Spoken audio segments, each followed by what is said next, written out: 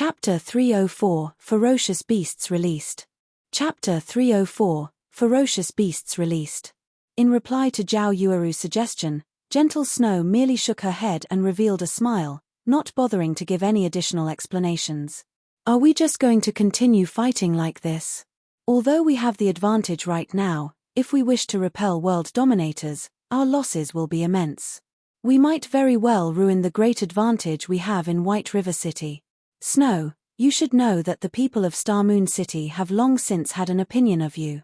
If we lose the advantage we have in White River City, they will take advantage of the situation and cause you trouble. Zhao Yueru could not make sense of Gentle Snow's thoughts. Although they were good friends with Black Flame, it wasn't enough of a reason to destroy the influence they had obtained through painstaking efforts. The fight between their two guilds was no longer a simple skirmish, but a war that involved over 10,000 people. Without sufficient benefits, one should never start a war. War was not a child's game. Not only were they required to give out rewards and compensation to the participants, but they also needed to pay for many other expenditures. To put it plainly, war was just a way for players to waste money. Though, it would not have mattered as much if they could pay these expenses using credits. After all, their families in the real world were both wealthy and influential. They could easily ignore such insignificant expenses. However, what they were not spending credits, but coins, a commodity that could not be easily obtained. If they continued fighting this war, the advantage they previously held over the other guilds in White River City would fall behind significantly. Zhao Yueru knew that Gentle Snow was a person who spoke of righteousness and possessed high morals. If it were for a personal matter, she would never allow her companions to fight in such a desperate war. It was also the reason many experts willingly followed and respected her. Even if it were for personal reasons, Gentle Snow absolutely would not drag in the entirety of Ouroboros in White River City. Is Zero Wing truly worth the effort to attempt to win this battle and protect them? Zhao Yueru asked in confusion. Yes. I believe my own foresight. Gentle Snow's crystal-clear eyes glowed with firm confidence. In truth, Gentle Snow wanted to say that she believed in Black Flame and Yifeng's potential. In addition, there was also a great power hidden behind Black Flame. Even to this moment, Gentle Snow had yet to glean any important information about Black Flame. Not only could he form a connection with the Starstreak trading firm, but he was also allowed to sell his products there. This was definitely not a feat that any ordinary power could help achieve. At the very least, to this day, Gentle Snow had yet to find any other guild successfully forming a relationship with the NPCs of a trading firm. Moreover, the experts in Zero Wing had practically appeared from thin air. If one claimed that no power supported Zero Wing from behind, then how was it even possible for a recently established guild like Zero Wing to draw in so many experts? Hence, Gentle Snow felt confident that she had made the right decision.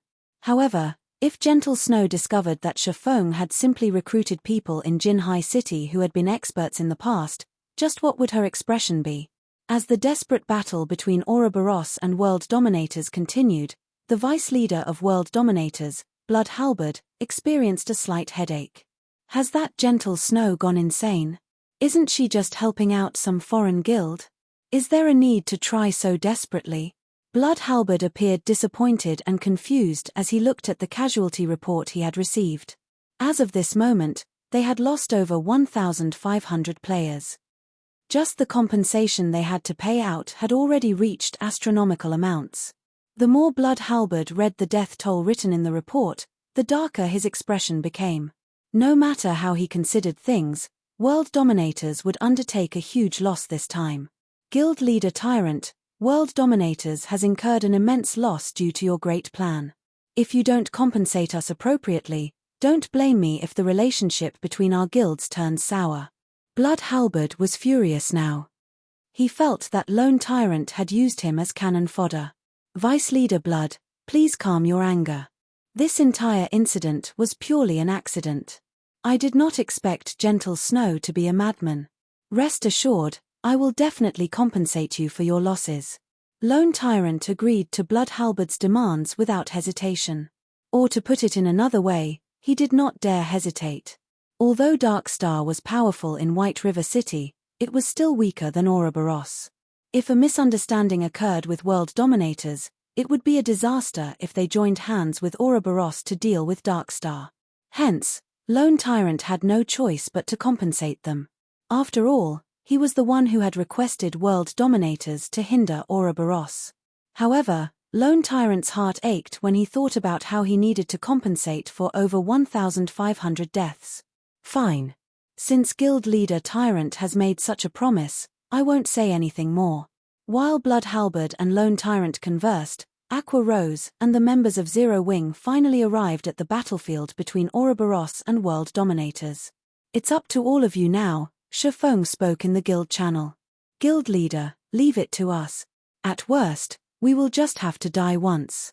No matter what, we are going to teach world dominators that, if they wish to join hands with Darkstar to face us, they better not think of leaving unscathed.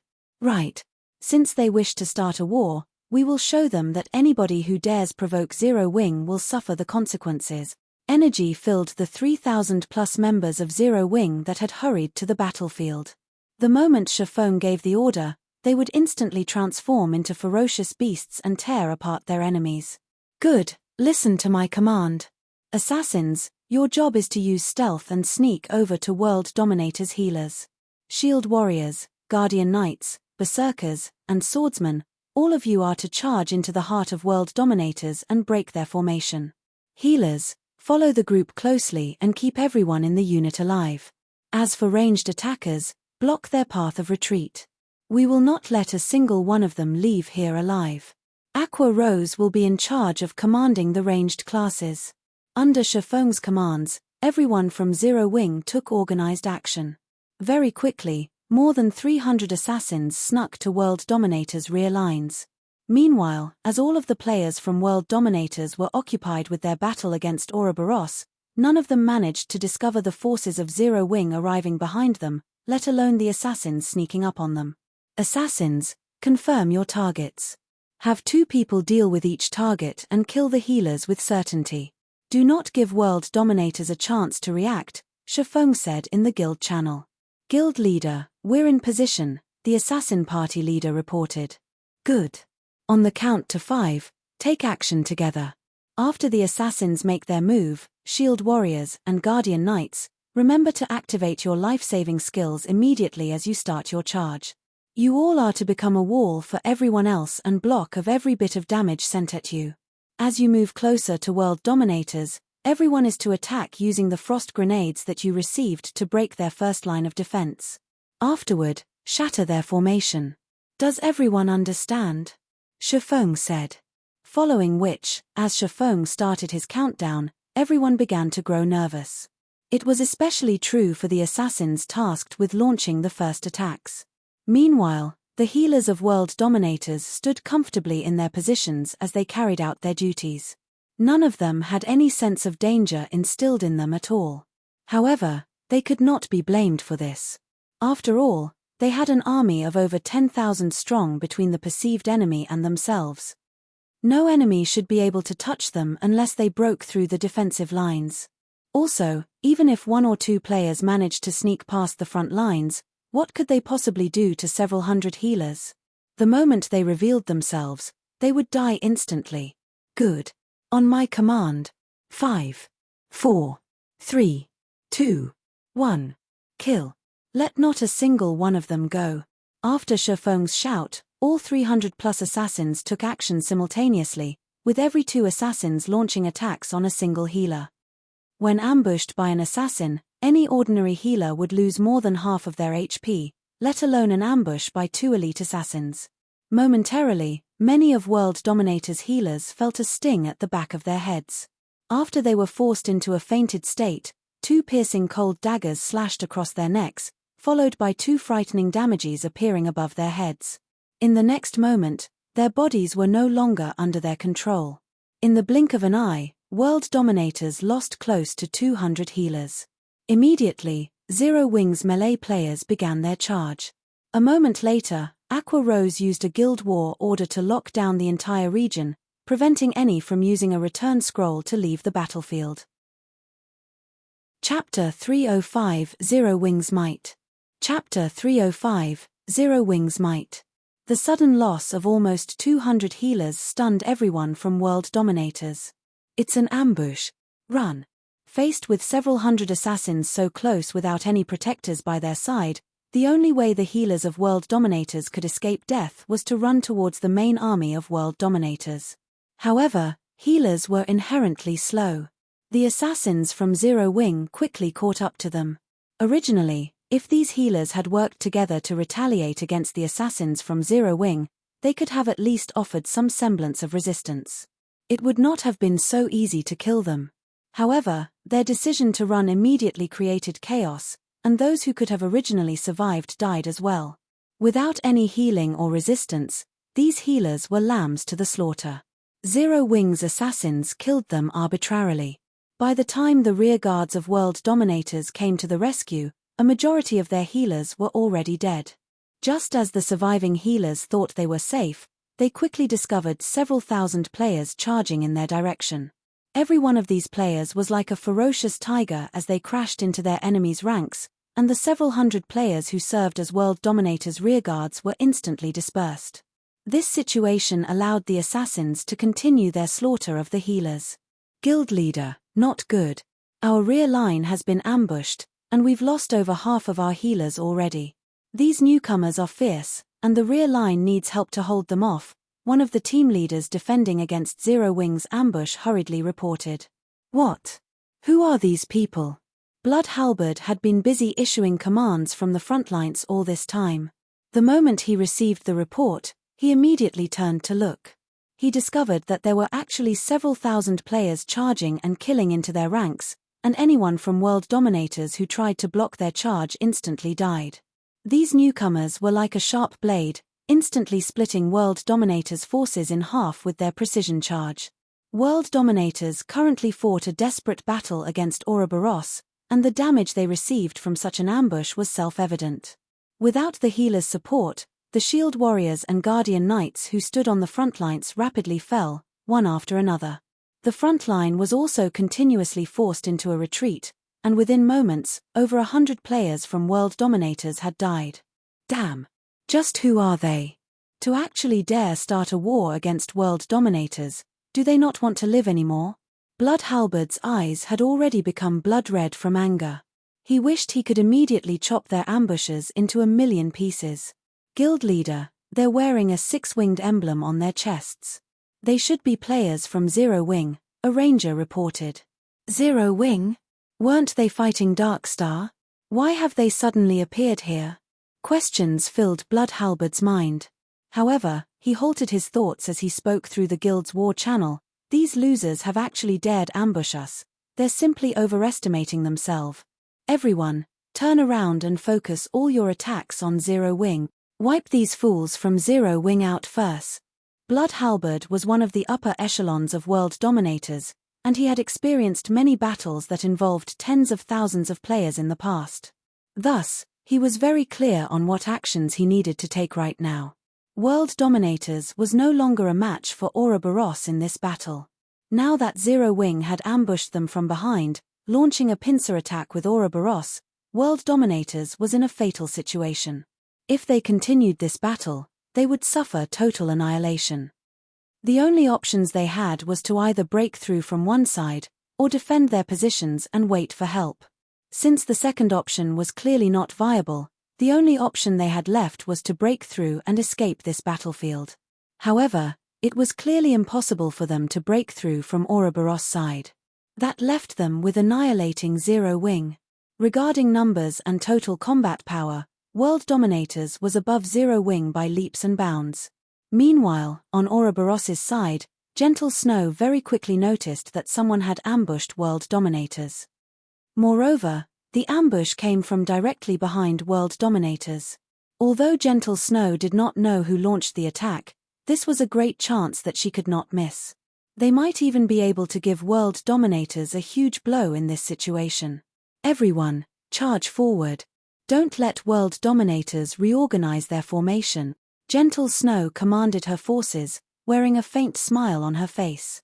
To readjust their formation, World Dominators turned around to attack Zero Wing. Unfortunately, that decision came at a high price. Unwittingly, World dominators lost thousands of their members.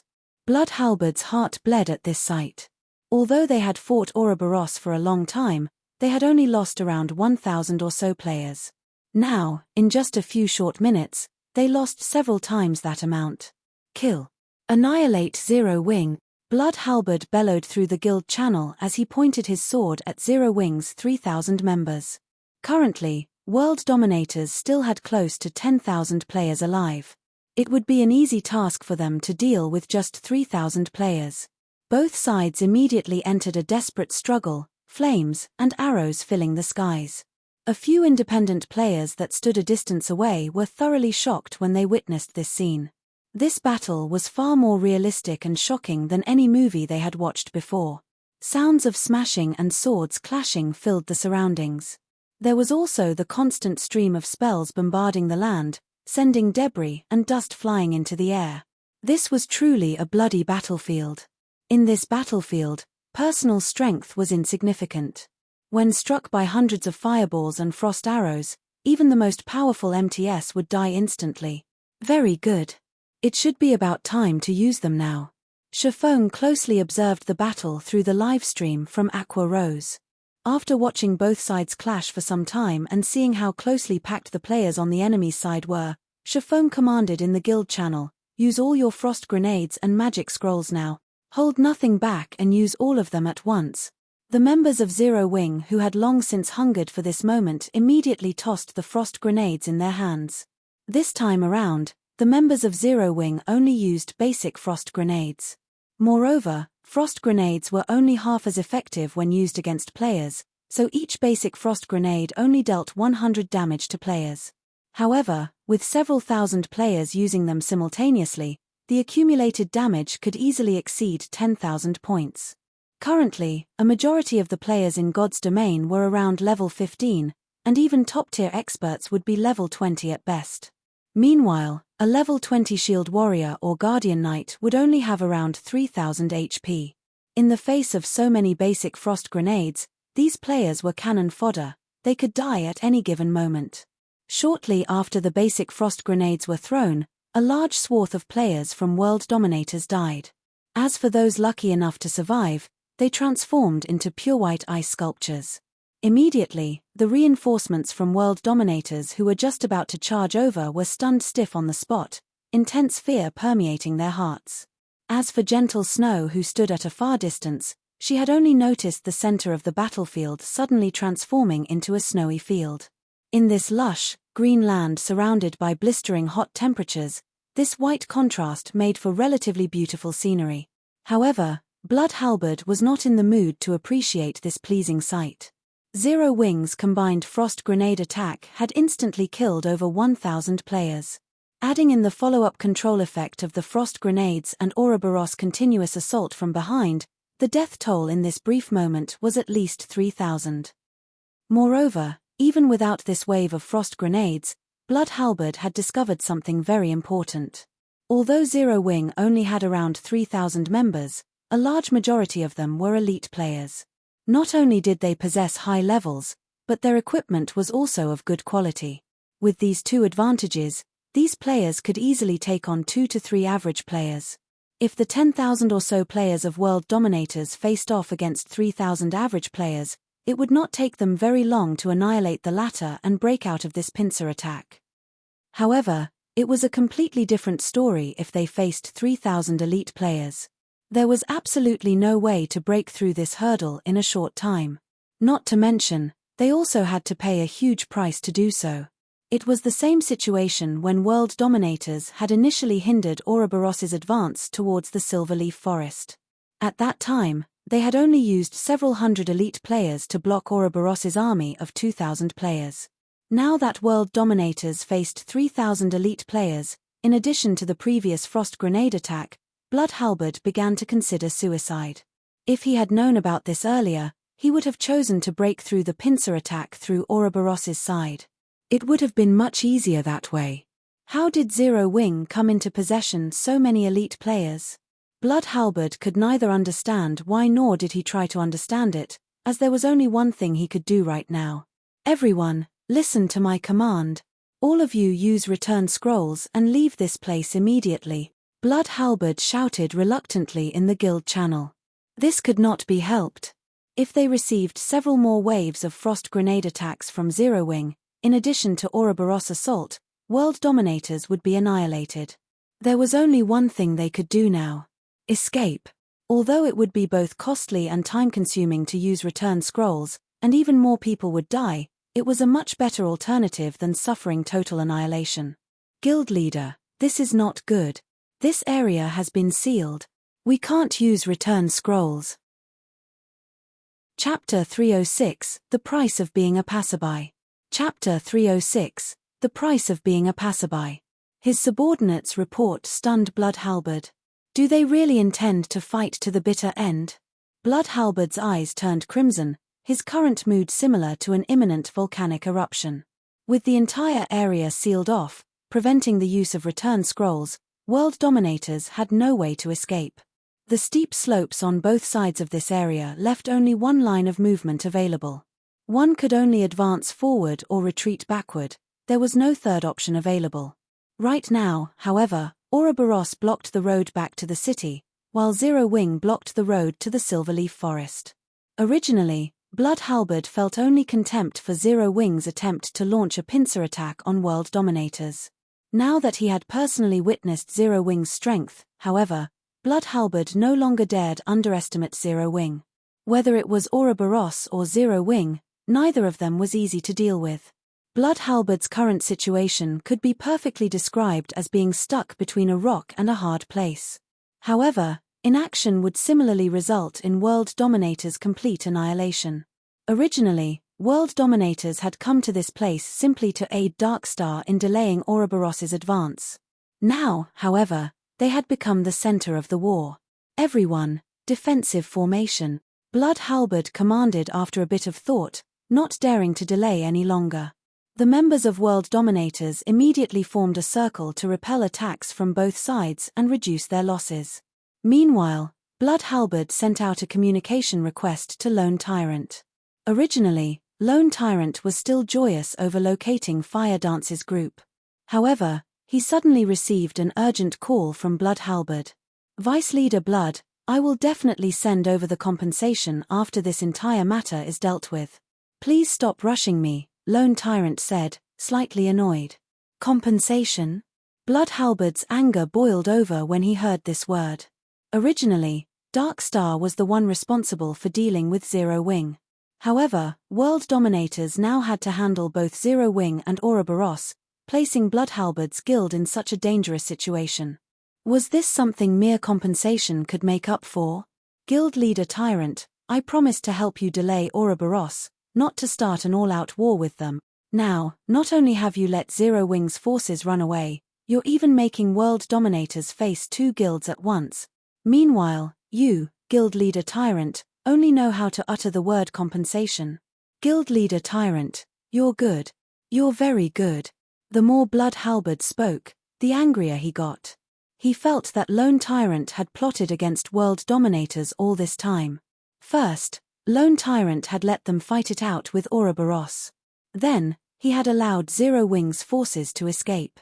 In order to escape, Zero Wing could only pass through the area where world dominators and Ouroboros were fighting.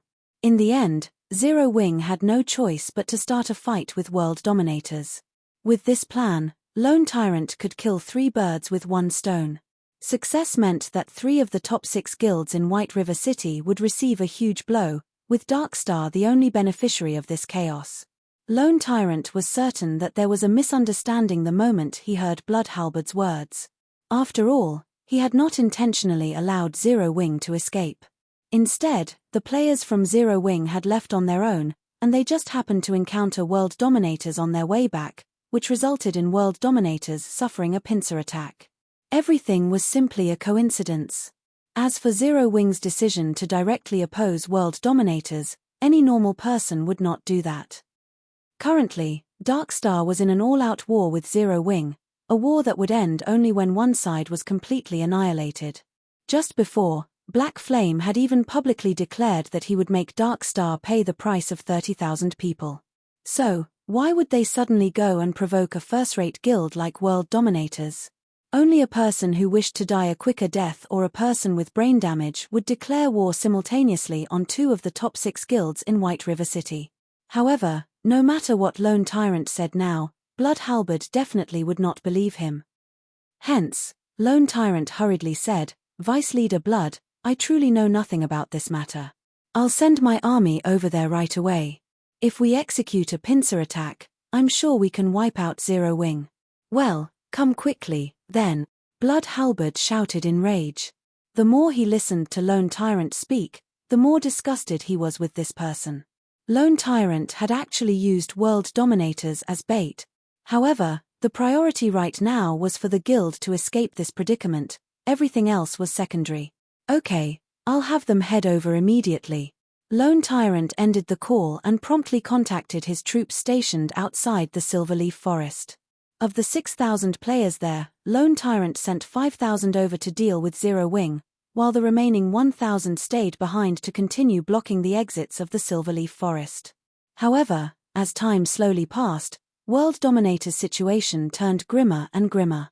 Zero Wing's 3,000 elites were incredibly zealous. After several consecutive charges, although Zero Wing lost several hundred of their members, World Dominators lost at least 3 to 4 times that number. Not to mention, Ouroboros was also madly assaulting them on the other side.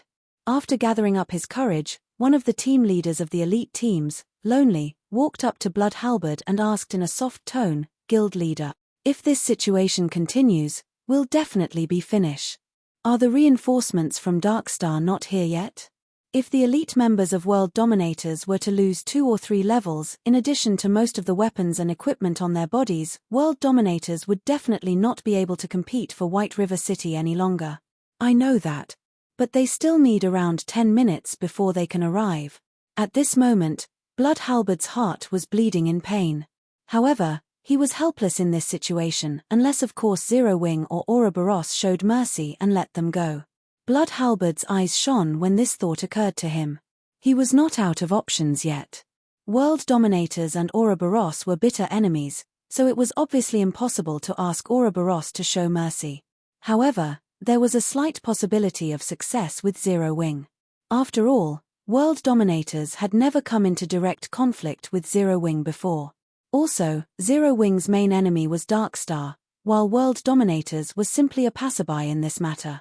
Hence, Blood Halberd immediately tried to contact Shifeng. "Vice Leader Halberd, to what do I owe this pleasure?"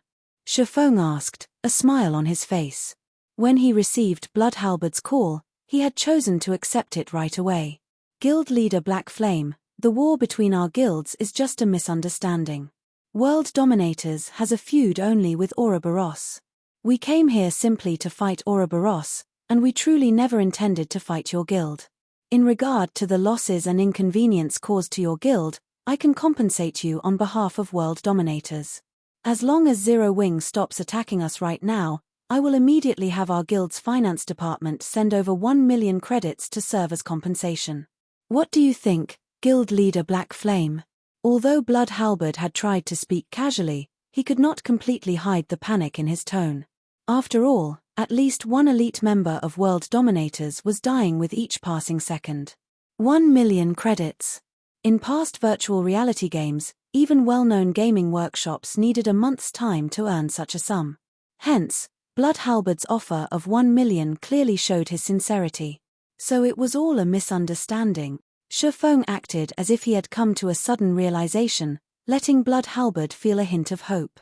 However, before Blood Halberd could even feel joy, Shifeng's tone changed abruptly as he said, "I am moved by Vice Leader Halberd's generosity. Sadly, one of my shortcomings as a person is that I am extremely headstrong. Since it is a misunderstanding, let us just continue this misunderstanding, then. You're making an enemy out of World Dominators. Aren't you afraid of our retaliation?" Blood Halberd screamed in anger. "Vice Leader Halberd, what's there to get angry about? The moment we started playing this game, we were bound to meet with some trouble. If you aren't even prepared to suffer such a small setback, I think it is better for you to retire sooner rather than later." Although World Dominators is only playing the role of a passerby in Darkstar's plan this time, by provoking Zero Wing, you also have to pay a terrible price. Shifeng chuckled. However, don't you worry. Dark Star will soon be joining you all. After Shifeng disconnected the call, he then contacted Aqua Rose, saying, no need to be polite. Leave none of them alive. Show everyone the consequences for those who dare to be a passerby and have thoughts about Zero Wing. Chapter 307, Famous in a Single War. Chapter 307, Famous in a Single War. Damn. This black flame is practically a mad dog that bites anyone it sees. Blood Halberd cursed. I'll definitely remember this matter. If there is a chance in the future, I'll definitely not let him off. Vice Leader, we've lost too many healers. This long battle is also taking a heavy toll on the remaining healers' mana. They can't leave their combat status to use the magic spring, so they can only rely on mana recovery potions to replenish their mana. However, most of them have already consumed all the potions they have. If the reinforcements from Darkstar still don't arrive, we will definitely be finished, Lonely reported hurriedly. Naturally, Blood Halberd was aware of this matter. Before Zero Wing's intervention, World Dominators had been able to split its healers into two teams, with one team healing the players at the front and the other falling back to replenish their mana and rotate them accordingly. However, Zero Wing's ambush had taken out over half of World Dominators' healers. If World Dominators were to insist on maintaining the rotation system, its death toll would at least double. Damn that lone tyrant! If he had not goaded me into hindering Ouroboros, we would not have fallen into this situation. Blood Halberd also hated Lone Tyrant greatly at this moment, regretting his decision to listen to him. If he had known that Zero Wing was so powerful, and also how insane Black Flame was, he definitely would have chosen to watch this entire affair play out from a safe distance. In the end, he now suffered from his own decision. Originally, there had already been a gap between World Dominators and Zero Wing in overall combat power. Now that World Dominators had lost the support of its healers, that gap had widened further. Following the crippling of World Dominators' healers, its players were like wheat being reaped, their lives effortlessly harvested by the members of Zero Wing. In contrast, Zero Wing's healers carried out their task with great zeal. The frontline players of Zero Wing found it hard to die even if they wanted to. Within moments, the mortality ratio of the two guilds soared to frightening heights. When Zero Wing initiated their ambush, the mortality ratio had only been 1-3, with World Dominators having the higher number of deaths. Now, however, that ratio had risen to 1-8 and would soon approach 1-9. In other words, for every player Zero Wing lost, World Dominators would lose 8 or 9 players. On the other front, the players from Ouroboros were fighting valiantly as well, and they had succeeded in pushing the original mortality ratio of 1-1. 2 up to the current ratio of 1-3. No, we can't wait any longer. At this rate, we'll be completely annihilated by the time the reinforcements from Darkstar arrive. Both anger and grief filled Blood Halberd at this moment. World Dominators had started this war with over 10,000 members. Yet, now, only 5,000 or so members remained alive. Immediately, Blood Halberd shouted in the guild channel, "All of you, charge together with me. We're leaving with as many lives as we can." At Blood Halberd's command, everyone from World Dominators commenced a desperate charge while ignoring even the magical bombardments from enemy mags. Naturally, such an exodus only made it much easier for Zero Wing and Ouroboros to kill them. The price these two guilds had to pay also lessened greatly. However, with 5,000+ players desperately trying to escape en masse, it was also impossible for the two guilds to kill every single one of them. In the end, less than 500 of the 10,000+ members World Dominators had started this war with made it out alive, everyone else died. After suffering such a massive loss, World Dominators no longer had any chance of competing for dominance in White River City. Zero Wing really is amazing. Although they only number around 3,000 or so, a large majority of them are actually elite players. After obtaining victory in this battle, Zhao Yueru had a renewed opinion of the guild called Zero Wing. With only around 5,000 members in Zero Wing, its total member count was not even comparable to a third-rate guild's. However, After Zhao Yueru witnessed the combat power its 3,000+ members displayed in this battle, she no longer found it strange for Zero Wing to be considered one of the top 6 guilds in White River City. Zero Wing was indeed worthy of its fame. Second-rate and third-rate guilds would be no match for Zero Wing at all. Moreover, the destructive force displayed by the frost grenades that Zero Wing had used was simply too shocking. If not for those tools of mass destruction, this war might still be ongoing right now, while the price Ouroboros had to pay would also be greater. Snow, your foresight is as diabolical as always. Zero Wing is indeed not a simple existence, Zhao Yueru giggled. Although world dominators managed to escape with a few hundred of its members, its heavy losses this time means it no longer has any chance of fighting over White River City. Without this old nemesis of ours, Ouroboros has a greater chance of becoming the overlord of White River City. Gentle Snow rolled her eyes at the giggling Zhao Yueru. The girl actually dared describe her in such a way. However, Zero Wing's performance had truly surpassed her expectations. Although Zero Wing had a mere 3,000 or so members on their side, in the face of world dominators' overwhelming numbers, Zero Wing had lost only a paltry 1,000 or so members. This was definitely a brilliant battle record. If the beginning of this battle had not been so intense, the peak of mortality occurring during this period of time, Zero Wing would have lost at most 500 or 600 members in this entire battle. Meanwhile, world dominators had lost over 10,000 players. One could just see how powerful Zero Wing was. After the end of the battle, both sides started distributing the spoils of war. Even leaving aside the equipment that was originally dropped by both sides, the number of weapons and equipment dropped by the 10,000+ players from world dominators remained quite considerable. Very quickly, Aqua Rose and Gentle Snow agreed to split the loot in a 2-to-8 ratio based on the total value of all the equipment dropped. Zero Wing would receive 20% of the total loot, while Ouroboros would receive 80%. However, Zero Wing would mainly receive equipment of bronze rank or higher. Aqua Rose settled for such an unbalanced ratio due to Shifeng's arrangements. As to why Shifeng would propose such a division, firstly, it was his form of gratitude for Ouroboros's aid. Secondly, they had no use for that many pieces of equipment. The reason being, most of the equipment left behind by world dominators were not even bronze rank. As for mysterious iron equipment, there were only a pitiful amount of them dropped in this battle. Arming the guild's normal members with such poor quality equipment might be fine, but for the elite members, Shifeng had yet to fall to such a low standard. Hence, he was satisfied as long as he could obtain some bronze-ranked weapons and equipment to arm the newcomers of the guild. Meanwhile, after the battle involving tens of thousands of players ended, the independent players who had been observing it uploaded recordings of the entire battle to the forums. The battle instantly became a sensation in White River City. Nobody could have ever imagined that Zero Wing was actually so fierce. Its battle record was also brilliantly amazing. However, Zero Wing's decision to fight world dominators confused many. Instead of killing the members of Darkstar, they had chosen to annihilate world dominators, which had played the role of a passerby. Many people posted about Zero Wing's ruthlessness for such a decision. In regard to this, Shifeng did not offer any explanation. Even when Aqua Rose raised this matter to Shifeng, he only laughed it off without saying anything. In truth, Shifeng really did have his own motives for making such a decision.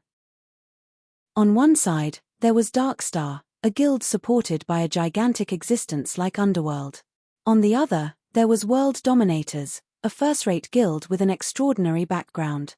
If these two guilds cooperated to suppress Zero Wing, such an alliance would be detrimental to Zero Wing's development in White River City, even with the help of Ouroboros. After Shifeng found out that these two guilds had joined hands, the first thing he thought to do was to annihilate World Dominators in White River City. Although World Dominators was a first-rate guild, their main force was not based in Star Moon Kingdom. There were countless cities in God's domain. After World Dominators spread its forces widely, it had only a few experts in each city. The guild would only make a small investment in a small city like White River City. However, everything would change if World Dominators truly had a good chance of becoming the overlord of White River City. At such a time, the guild would definitely increase its investments greatly, And then, World Dominator's power in White River City would grow several-fold, making it even harder to deal with. In the past, Blood Halberd had achieved amazing feats in White River City. He also had the help of a first-rate expert like Lonely, so he had managed to develop the guild to the point where it had the possibility of becoming the overlord of White River City. As a result, World Dominators had boosted the number of experts and funding it sent over, in order to solidify its influence over White River City. Thus, the guild's power in White River City greatly increased, and it became even more powerful than the current Ouroboros. Now that World Dominators had decided to oppose Zero Wing, Shifeng definitely could not allow it to develop in White River City. Otherwise, they would have to face a powerful foe in the future. This was also the reason why Feng Xianyang decided to annihilate Zero Wing without hesitation, after Shifeng rejected Feng Xuanyang's proposal. Although Feng Xuanyang's decision was due in part to his vicious personality, the more important reason was how very great a potential a guild that possessed a guild residence had. If he did not destroy Zero Wing while the guild was still in its infancy, he would be raising a tiger to serve as his future enemy. Shifeng's actions were exactly the same as Feng Xuanyang's. He was killing a powerful opponent that was still in its cradle. Meanwhile, World Dominators starting a fight with Ouroboros at a place with only one escape route was the perfect chance for Shifeng to do so. Naturally, Shifeng would not let such a rare chance get away. Shortly after the battle with World Dominators ended, Fire Dance and the others also arrived at the location Shifeng had appointed. Guild leader, we've already arrived at the location you specified. What are we supposed to do next? Fire Dance said in the team chat after confirming her group's location. Chapter 308, Black Flame and Yifeng. Chapter 308, Black Flame and Yifeng. Good, I'll head over there now, Shifeng said. Standing atop a tree, he inspected his surroundings before jumping off the tree and proceeding towards the meeting point. Now that Fire Dance and the others had accomplished the difficult first step, what remained depended solely on luck. If his plan worked, then Fire Dance's group would succeed in escaping. As for directly confronting Darkstar, choosing to face over 3,000 elites from Darkstar was simply suicidal. Oh, someone's coming over. While Shifeng was traversing the forest, his keen five senses suddenly picked up on movement a short distance away. He promptly jumped up onto a tree. Towards the west side of the forest, a team of over 100 elite players was currently searching the vicinity as they moved. The majority of these players were red names, creating a very eye-catching sight. Moreover, none of them tried to hide their presence, which made it very easy for Shifeng to discover them. Uncle South Wolf, Zero Wing has played a significant role in the war between Ouroboros and World Dominators this time. We also can't overlook the combat power Zero Wing displayed. It is definitely not as simple as it appears in the video recordings of their battle. If Zero Wing had not suddenly ambushed World Dominators from behind, World Dominators would not have lost so overwhelmingly. Now, World Dominators in White River City is only an empty shell of its past self. Blood Halberd is also continuously lambasting Lone Tyrant with a barrage of curses. However, since Lone Tyrant does not dare to become hostile with Blood Halberd, he has no choice but to suffer in silence. Black Flame is truly decisive with his actions. Not only did he eliminate World Dominators from White River City, he has also severed a large portion of Darkstar's support. In addition, the post he made before declaring war on Darkstar has led to the war between Zero Wing and World Dominators receiving widespread attention. Using only 3,000 players to defeat a first-rate guild like World Dominators, with such a brilliant battle record, Zero Wing has instantly risen to fame from this single battle. Killing 3 birds with 1 stone. Even I am starting to admire this person named Black Flame. The commentary of the female summoner walking beside South Wolf on Zero Wing's battle was eloquent. She spoke as if she knew every little detail of Shifeng's plan. This girl was around 20 years old. She had a pair of beautiful eyes that was both bright and dazzling, making it difficult to discern the girl's thoughts. Her cherry lips were currently tilted up slightly, while her eyelids were curved into small crescents. The girl exuded a calm and mysterious aura. During the few occasions when she giggled, she would also reveal a noble and elegant temperament that drew the attention of others despite themselves. Yulan, you are Underworld's female Zhuge. How can you uplift others' prestige while downplaying your own worth? That black flame simply got lucky. He definitely isn't as smart as you make him out to be. Southwolf felt that Yulan overestimated Black Flame, who Southwolf believed was simply an arrogant and despotic person. Meanwhile, Zero Wing's victory in the war this time and the subsequent trouble that visited Darkstar were simply coincidences. There was nothing worthy of their concern. Maybe I am overthinking things, Yulan laughed, having no intention of refuting Southwolf's words. Although Zero Wing has risen to fame with this single battle and they have also managed to cause us some trouble, their core team is still trapped in this Silverleaf forest. We have them completely surrounded now. Even if Ouroboros and the rest of Zero Wing rush over here right away, they will still be too late to change anything. As long as Zero Wing's core team is annihilated, the guild itself will receive a fatal blow. At that time, we'll see how Black Flame can continue acting rampantly, Southwolf scoffed proudly. Zero Wing had only managed to garner the reputation it had today due to their continuous monopoly of the top 10 positions on the ranking list of White River City. The 8 experts of Zero Wing were known by all, and they still occupied the top 8 positions on the ranking list until this day. Nobody had managed to threaten their positions all this time. If these 8 players died today, they would definitely fall out of the top 10. Subsequently, Zero Wing would also lose the fame and prestige it possessed. I guess this could be considered a flaw of guild leader Black Flame. Players have always worshipped the strong. Although occupying the top position on the ranking list would bring him great benefits, if he fails to maintain this position, it would instead become a sword that will stab him in the heart. Yulan nodded. In the middle of Southwolf and Yolan's conversation, an assassin suddenly spoke in the team chat. Brother Southwolf, I've found them. Assassins were not only proficient in the art of assassination, they were also proficient in the art of tracking. Hence, assassins were definitely the best choice when hunting for players. Good. Even the heavens are aiding me. I will bring an end to Zero Wing. Blade, immediately inform guild leader Tyrant of this and have them come quickly. We'll go ahead and delay Fire Dance's group. The moment everyone arrives will be their time of death. Southwolf laughed. It is a pity Yifeng isn't with them. Otherwise, I will definitely make him regret making a mockery out of Underworld. Regardless, I will use the deaths of Zero Wing's core team members as a greeting gift to him. Yifeng. Uncle Southwolf, are you referring to the god-ranked expert of White River City, that Yifeng? Yulan suddenly grew interested. What dog's fart expert? If he had not hidden himself, I would have already made him kneel and beg for forgiveness by now, Southwolf said in disdain. Yulan entered a deep contemplation after hearing Southwolf's words. Suddenly, a smile appeared on her face and a hint of joy glimmered in her eyes. It was as if she had found a new toy to play with. Laughing lightly, she said, "First, there is Black Flame, and now, there is Yifeng, a god-ranked expert. Zero Wing is truly an interesting existence." Just as Southwolf's group was closing in on Fire Dance and the others, Shifeng hid himself within the dense treetops, waiting for Southwolf's group to approach him. "Guild leader, we're ready," Fire Dance said through the team chat. "Good. Fire Dance, you and the other assassins sneak over to their healers and prepare an ambush. Make sure to maintain a certain distance from their group and be careful of detection. Although it is unlikely that any of them have learned a stealth erasing skill, we cannot rule out even the slightest possibility.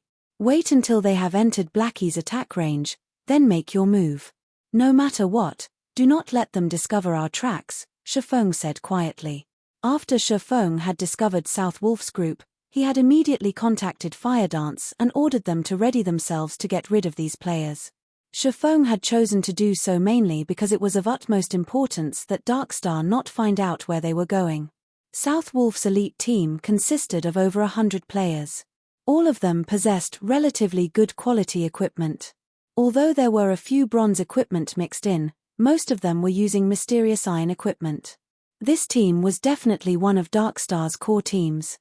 Conversely, although Shifeng had only around 30 players on his side, every one of them was an expert. It was not exactly impossible for them to eliminate these 100-plus elite players in a short amount of time. Not to mention, Shifeng still had plenty of basic frost grenades and Tier 1 magic scrolls on him. Naturally, he had distributed quite a lot of them to Firedance and the others. In addition, if they could kill all these elite players, the deaths would cause significant damage to Darkstar. So, why not? Leave it to me. Saying so, Firedance immediately led 5 assassins and snuck over. Although South Wolf's group consisted of 100+ elite players, their levels were only around level 17, with level 19 being the highest. Meanwhile, Firedance was currently level 21. Firedance's techniques and equipment also surpassed these elite players by leaps and bounds. All these factors combined allowed Firedance to effortlessly sneak up on the enemy's healers. The 5 other assassins accompanying Firedance were not weaklings, either. They were all core members of Zero Wing, sporting equipment of Mysterious Iron rank or above, and were also at level 20 right now. When they snuck up on the healers of Darkstar, none of them were detected. So when South Wolf and his group walked into Blackie's attack range, they all remained unaware of the looming danger. Kill! Shifeng commanded through the team chat, and immediately, everyone sprang into action.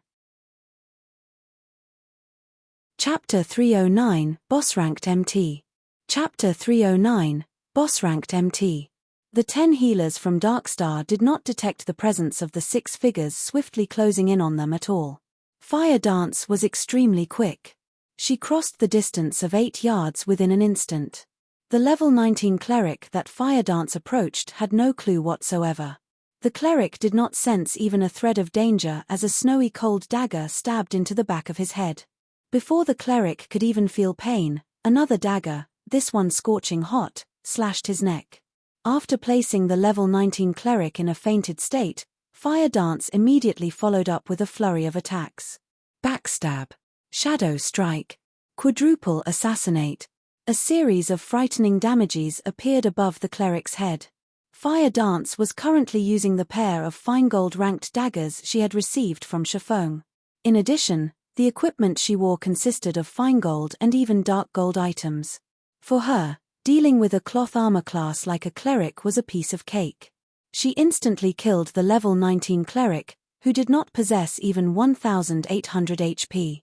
The other 5 assassins that moved with Firedance performed similarly well, killing their targets almost as quickly as Firedance had hers. They actually dared to lay an ambush on us. What a bunch of suicidal fools. Everyone, do not panic. Guardian Knights, cast protection blessing on the healers. Rangers, mark those fools immediately. Absolutely do not let them disappear again. Elementalists, use ice-type magic to restrict their movements. Everyone else, charge at them.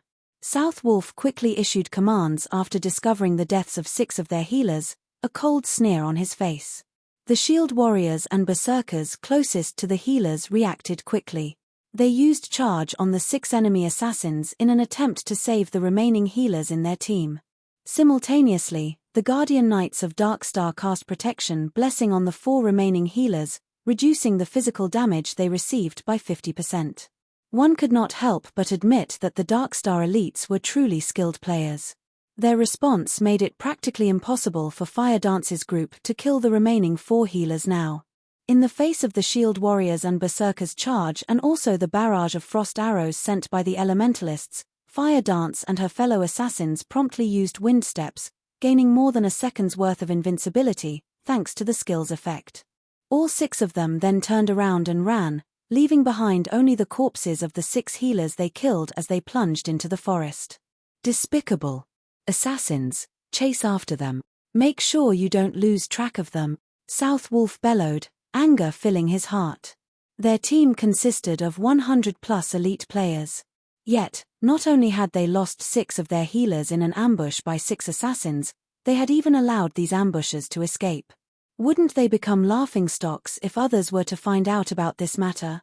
Before the elites of Darkstar could set off in pursuit of Firedance's group, the female summoner, Yulan, suddenly shouted loudly, "Do not chase after them. Everyone, scatter immediately." The moment Yulan finished speaking, she promptly sprinted away from this part of the forest. South Wolf was confused by Yulan's actions, failing to understand why she would do such a thing. However, he still chose to listen to her advice and started running. At the same time, in the distance, Blackie finished chanting the final verse of his spell's incantation. In the next moment, an enormous, golden magic array appeared in the sky, covering a large part of the forest. Shortly after, a dazzlingly brilliant star appeared from the magic array and plummeted towards the forest. One after another, the Dark Star elementalists with quick reactions responded by immediately activating instantaneous movement. Meanwhile, the other classes also activated their own life-saving skills while doing their best to escape the effective range of the attack. However, there were a few players from Dark Star that failed to respond appropriately. Moreover, Blackie's stars of light possessed a very large effective range. Hence, when the first star impacted the ground, the blast caught over a dozen Dark Star players. The continuous bombardment of the stars of light easily wiped out even shield warriors that possessed more than 3000 HP. To put it simply, all those within the stars of light's effective range died. What an amazing skill. Now that I'm seeing it in person, this skill is extraordinary as expected. Aside from Black Flame and Yi Feng, the top ranker of White River City cannot be taken lightly, either. Although Yulan had managed to avoid the bombardment of the stars of light, she still could not help but marvel at the terrifying destructive power of the skill. Yulan, if not for your reminder, we would have lost more than just a dozen or so members. At this moment, South Wolf had yet to recover from his shock. After all, he had originally been standing at ground zero of the attack. If he had not escaped as quickly as he had, he might have been among the dozen or so players who had died. Uncle South Wolf, please contact Guild Leader Tyrant immediately and have them on the lookout in their vicinity. Make sure they don't split up, as the ambushers from Zero Wing are definitely not limited to just those 6, Yulan said in the team chat after surveying her surroundings. Yulan, you worry too much. Although we have lost some of our people, this team of ours consists entirely of Dark Star's elite. Fire Dance's group has only around 30 or so members remaining. In a direct confrontation, they stand no chance against us at all. The most they can achieve right now is an ambush on us. Now that they have revealed themselves, it is the perfect chance for us to pursue them. So, how can we choose to wait for our deaths in this place? South Wolf felt that Yulan was panicking slightly after seeing the stars of light. Originally, Yulan had wanted to dissuade South Wolf. However, the latter was simply too impatient. He also did not wish to miss this great chance to get rid of Fire Dance and her group. Hence, before Yulan could say anything more, South Wolf had already led the team off, charging in the direction where Fire Dance and the others had disappeared. Just in time. Seeing South Wolf and his team running over, Shifeng revealed a smile as he waved his hand. At Shifeng's gesture, Kola and the other plate armor classes immediately charged forward to meet with the Dark Star members. The moment South Wolf's group noticed the dozen or so Zero Wing members charging at them, they, too, did not hesitate to hasten their steps, their eagerness to get rid of Kola and the others showing clearly in their eyes. Kola was the chief MT of Zero Wing, and his current level was at level 21. In addition, Kola was mostly geared with fine gold equipment, secret silver being the poorest quality for the items he had on him. The Arclight Guard in his hand was also a dark gold ranked shield. With such good items, Kola's HP exceeded the 3,900 threshold, and his defense was likewise frightening. When a flame explosion sent by one of Dark Star's elementalists landed on him, the spell barely managed to deal slightly over -300 damage. The caster of the spell goggled from shock when he saw such a low damage, his eyes nearly popping out of their sockets. Meanwhile, an arrow shot by a ranger from Dark Star dealt only around -100 damage. The attack could barely be considered a scratch on Kola. To make matters worse, Kola also excelled at dodging. In the face of a sky filled with spells and arrows, Kola actually managed to dodge over half of these attacks. Meanwhile, standing at the rear, Violet Cloud merely had to gesture with her delicate hand, casting a basic recover on Kola. Instantly, the spell fully restored the 400+ HP Kola lost, returning the Guardian Knight to full health. Moreover, recover was a skill that restored the target's HP once every 3 seconds for a duration of 15 seconds. Seeing this scene, everyone from Dark Star was immediately dumbfounded. What kind of healer is she? I am a cleric as well, yet my recover can restore only around 200 HP each time. She's already comparable to the top 5 healers of Darkstar, a cleric for Darkstar commented in shock. Originally, they were already having a hard time trying to kill Kola. Now that there was also an amazing healer supporting him from behind, it was simply impossible for them to kill him. Shortly after both sides started confronting each other, the players from Darkstar suddenly discovered a shocking matter. Kola's HP had actually risen past 5,000. Moreover, the heals he was receiving had also increased from the original 400 plus to 500 plus, making him even more impossible to kill. Unknown to the members of Darkstar, Kola's sudden upgrade was all due to the Arclight Guard's passive skill, Sound of Life. Every time Kola received an attack, he would receive a stack of Power of Life. Each stack of Power of Life increased Kola's maximum HP by 3% and the healing he received by 2% for 1 minute, and Kola could accumulate a maximum of 10 stacks of Power of Life. Hence, Kola suddenly became much more powerful. Kill him. All ranged classes, focus fire on him. Southwolf knew that if Kola did not die, it would be a huge blow to the team's morale. Therefore, killing Kola had priority. Immediately, half a dozen berserkers surrounded Kola, while the ranged damage dealers sent a continuous stream of attacks at him.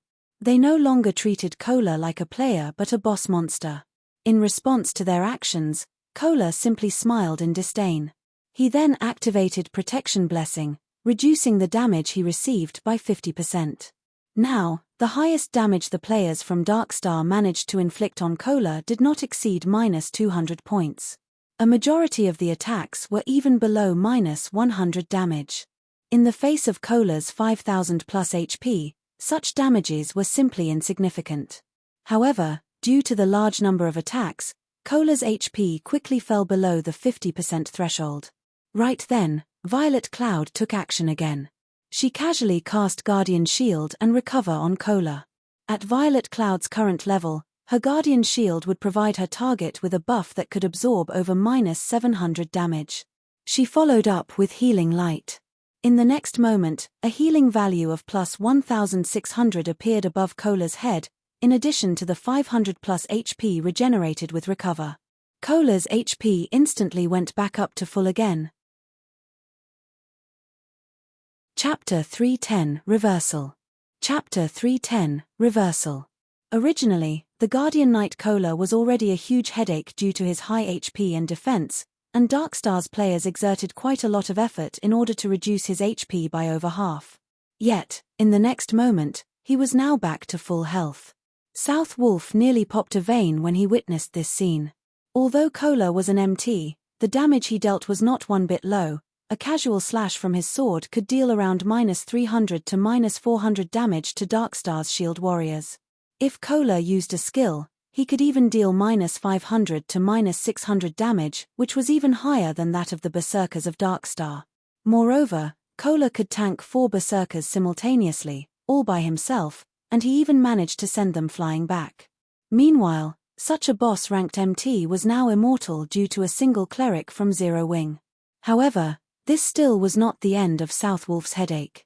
The MTS in his team were relatively high-ranking MTS in White River City. But the 2 berserkers named Lonely Snow and Water Buffalo still sliced them up in no time. For example, one of the Guardian Knights of Darkstar had come under the combined assault of the 2 berserkers. At first, the Guardian Knight had received 2 normal attacks from the berserkers. Unfortunately, both attacks had achieved a critical hit, with Lonely Snow dealing over -1,400 damage and Water Buffalo dealing over -1,300 damage. Without leaving any gaps, the 2 then followed up with Beheaded, both of their skills dealing over -1,000 damage each. As a result, even though the Guardian Knight had 2 healers focusing on him, his 3,000 HP was still reaped away within an instant. Meanwhile, Fire Dance was even more amazing than the 2 berserkers. After dishing out a flurry of attacks, she followed up with a 7-star Eviscerate that achieved a critical hit, dealing over -2,300 damage. Within moments, 1 more Guardian Knight of Darkstar died. Southwolf had even begun to suspect that the members of Zero Wing were no longer playing the same game Darkstar's players were. After all, whether it was Zero Wings MT, healer, or DPS, all of them were so powerful. On the other hand, the players of Darkstar were like paper, dying from just a touch. With merely a brief exchange, Southwolf's team had already lost 9 members. It should be known that all these players were core members of Darkstar. They were not random noobs that could be found anywhere on the streets of White River City. Each and every one of them was a skilled player, and they all had a good sense for battle. Although they were not comparable to experts, neither were they far from one. Yet, even so, these elite players still died with barely any resistance. As the battle continued, the players from Darkstar grew more and more frightened. They had yet to kill a single player of Zero Wing, even until now. This was definitely a huge psychological blow to the elites of Darkstar. Don't panic. We outnumber them thrice over. Assassins and rangers, take out their healers first. As long as the healers are dead, the others will soon follow, even if their combat power is superior. Southwolf was no idiot, and he immediately sought to utilize Darkstar's advantage. Zerg tactics. It was the easiest tactic for obtaining victory in any virtual reality game. As Southwolf had the numerical advantage, he could afford to divide his troops into 2 groups, one to pin down the enemy forces, and another to circle around and strike at the enemy's weak point. Very quickly, over 20 assassins and rangers from Darkstar flanked Zero Wing's forces and immediately charged towards Violet Cloud's group of 5 healers. Contrary to expectations, however, even when Violet Cloud's group noticed Darkstar's players charging towards them, none of them chose to run away. Instead, they continued healing their allies at the front, paying no attention to their attackers at all. In regard to the healers' lack of reaction, Darkstar's players did not give it too much thought. They simply continued charging forward, having concluded that Zero Wing's healers had already given up on escaping. When there was only a short distance of 8 yards between the assassins and Violet Cloud's group, an intermediate frost grenade suddenly landed, exploding in the midst of the assassins. Darkstar's rangers, who stood 30 yards away, also received an intermediate frost grenade of their own. In the blink of an eye, both groups were frozen solid. A damage of -400 also appeared above each of their heads. Although the 8 assassins immediately used Vanish to escape the freezing effect, they were still unable to advance as an ice wall appeared, blocking the path between them and Violet Cloud's group. Meanwhile, the person responsible for casting this ice wall was one of the 5 demon generals that Shifeng had recruited, Ice Queen Su Qianliu. Ice Wall was the perfect skill for this scenario. Without magic immunity, if the assassins were to charge into the ice wall, their movement speeds would slow to a crawl. At that time, their fates would be as good as sealed. Although Ice Wall had a short duration of only 2 to 3 seconds, it still provided the healers with a brief, but important, moment of respite. As for the rangers of Darkstar, none of them had any skills that could be used to dispel the effects of control skills, and neither did any of them possess any life-saving skills. Hence, they could do nothing but stand there and watch. At this moment, Shifeng used silent steps and suddenly appeared behind these frozen rangers. To Shifeng, a group of immobile players was entirely negligible. Shifeng was currently at level 23. He was also equipped with the newly acquired 7 Luminaries ring, and had recently received the Golden Stigmata. His overall attributes surpassed these elite players manyfold. Moreover, Shifeng currently had the Aura of Fire activated, the aura effect increasing his damage by 30% while also reducing his target's defense by 30%. Immediately, Shifeng sent a level 8 thundering flash at the group of rangers. Green arcs of lightning crackled as they instantly pierced the bodies of these rangers. Damages of -1,102, -1,528, and -2,140 appeared above each of the 12 rangers' heads. Although none of Shifeng's attacks had achieved a critical hit, these rangers had only around 2,000 HP.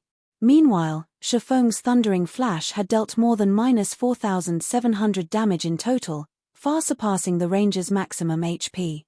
The members of Darkstar saw Shifeng killing all those rangers with a single strike. Each and every one of the witnesses was completely dumbfounded, their jaw hanging wide open. Southwolf nearly had his eyes pop out of their own sockets. The 12 rangers simultaneously collapsed to the ground, their actions in complete unison. In the next moment, piles of weapons and equipment were scattered around their bodies. In this chaotic battlefield, this scene was both striking and shocking. The 12 Rangers were all either level 18 or level 19 players. Most of the equipment they used was also level 15 mysterious iron equipment, and every one of them had more than 2000 HP. Yet, they were killed off so easily. Moreover, it wasn't just one person that got killed but an entire group. For a moment, Southwolf believed that he was dreaming. He even considered giving one of his subordinates a slap and then asking said subordinate if it hurt, to confirm whether or not this was a dream. As for the assassins of Darkstar who had been waiting for the ice wall to disappear, after witnessing this unforgettable scene, they had completely forgotten their original task of dealing with Violet Cloud's group of healers. They idly stood there as they watched their ranger companions die, their minds empty of all thought. They then swallowed a big gulp of saliva as they suddenly recalled an important matter. With the number of murders they had committed so far, if they died as well, not only would they lose 2 to 3 levels, they would even lose all the equipment on their bodies.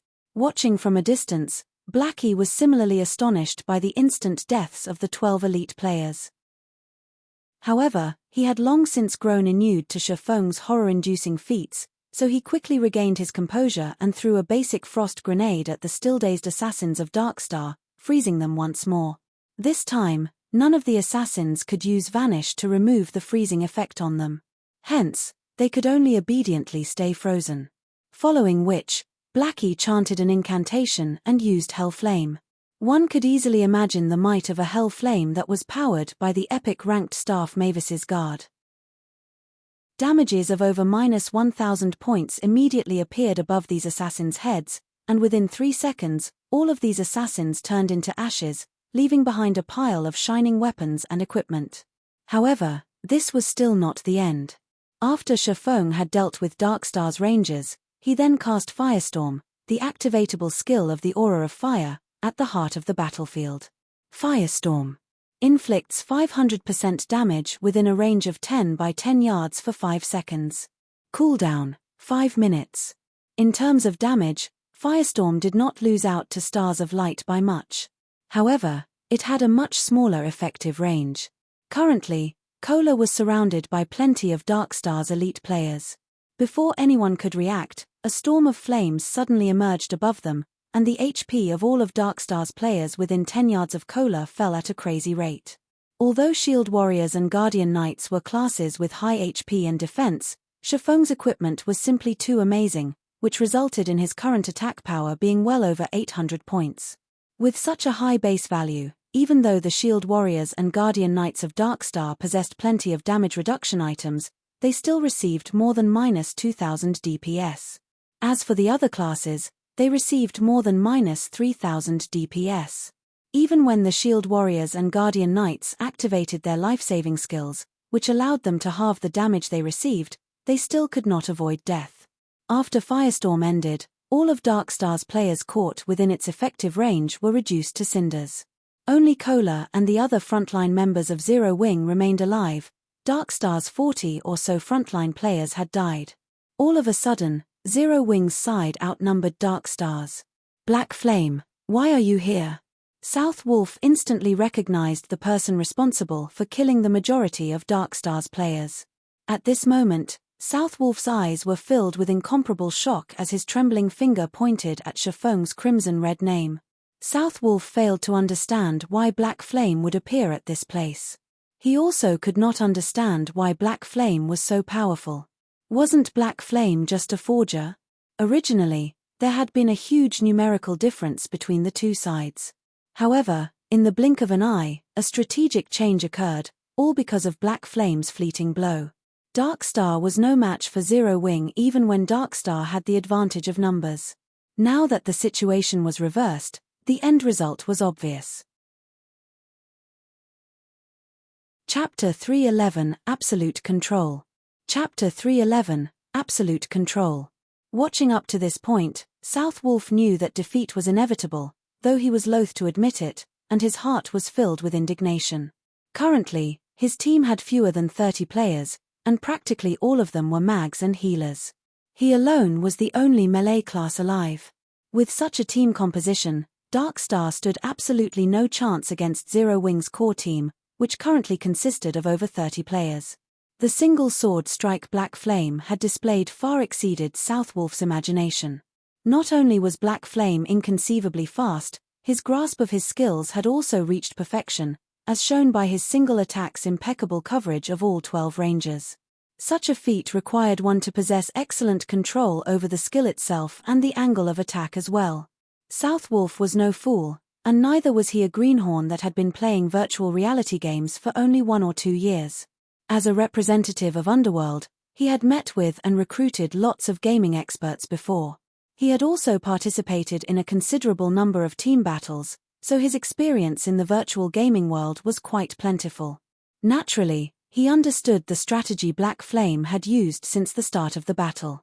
Black Flame made the Guardian Knights, Shield Warriors, and other plate armor classes charge forward to lure the members of Darkstar into gathering around them.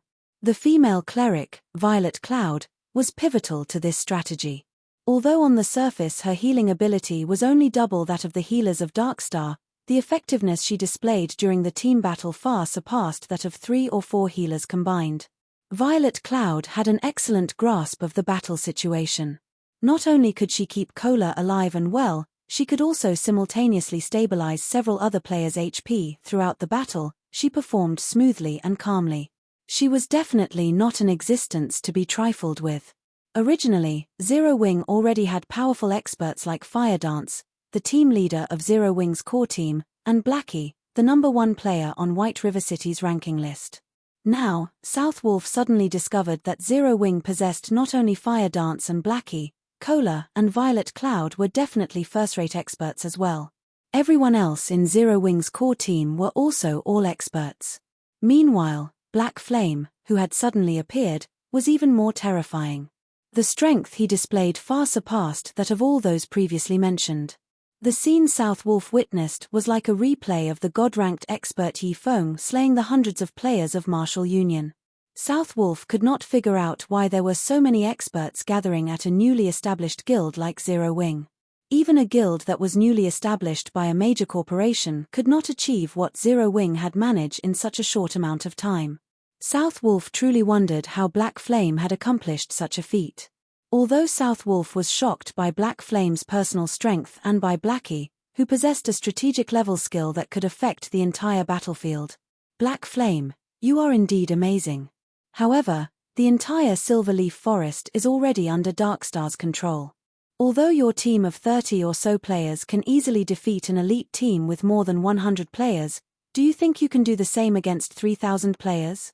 You have simply delayed the time of your demise. Southwolf laughed coldly as he looked at Shifeng, his current appearance making it seem as if he no longer cared about the many elite players that had died. Let's go. It will be their time of death when guild leader Tyrant arrives. Since his team was no match for Zero Wing, Southwolf naturally would not remain in this place and increase his losses. The fact that he had discovered Black Flame, Zero Wing's guild leader, here easily made up for the elite players he lost. After all, Black Flame's death would become a huge blow to Zero Wing's reputation and prestige in White River City. Coming and going as you wish, do you think the Silverleaf Forest is your house? Shifeng smiled calmly, his eyes revealing a cold killing intent. Since you've already pursued us to this place, I insist that you stay. Do you think you can keep me here? Southwolf laughed in disdain. He was an assassin, the class that boasted the greatest survivability in the wild. If he hid himself in the dense forest, nobody would be able to find him. You can try. If any single one of you manages to escape today, then I will let you go. Shifeng waved, and all 30+ members of Zero Wing immediately charged forward, starting their hunt of Southwolf and the surviving players of Darkstar. The reason why Southwolf had never participated in the battle before was to leave a path of retreat for himself. This was a habit of his. After all, once he entered combat status, he could no longer use stealth. At that time, he would only be left with Vanish to enter stealth mode. However, Vanish was a life-saving skill, so it should only be used at the most crucial of moments. Looking at the enemy players charging at him, South Wolf revealed a disdainful expression. Just as he was about to use stealth and hide himself in the dense forest. What's going on? South Wolf suddenly discovered that he could not use the skill. Like a prisoner deprived of his freedom, South Wolf frantically called out his skill bar to look for the cause of this situation. Boss South Wolf, we can't use our skills. What are we supposed to do now? The elementalists of Darkstar asked, frightened. Originally, they had intended to cast Ice Wall to delay Zero Wing's charge. Now, however, none of them could use any of their skills, and an elementalist that could not use skills was like a lamb to the slaughter. Aside from sacrificing their lives to earn a few extra seconds for their allies, they were helpless. Run first, talk later. South Wolf was confused about this situation as well, and he suspected that something must have gone wrong with the system. Since none of them could use skills, they could only rely on their 2 feet to escape. As an assassin, South Wolf had great confidence in his own speed. However, just as he was turning to escape, he suddenly discovered that his movement speed had been greatly reduced. Everyone else from Darkstar faced a similar situation as well. Just what is going on? South Wolf started panicking as the players of Zero Wing raced closer and closer to them. However, he was simply helpless in the situation.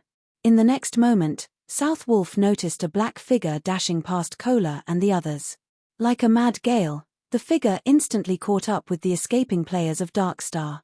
This person was none other than Shifeng himself.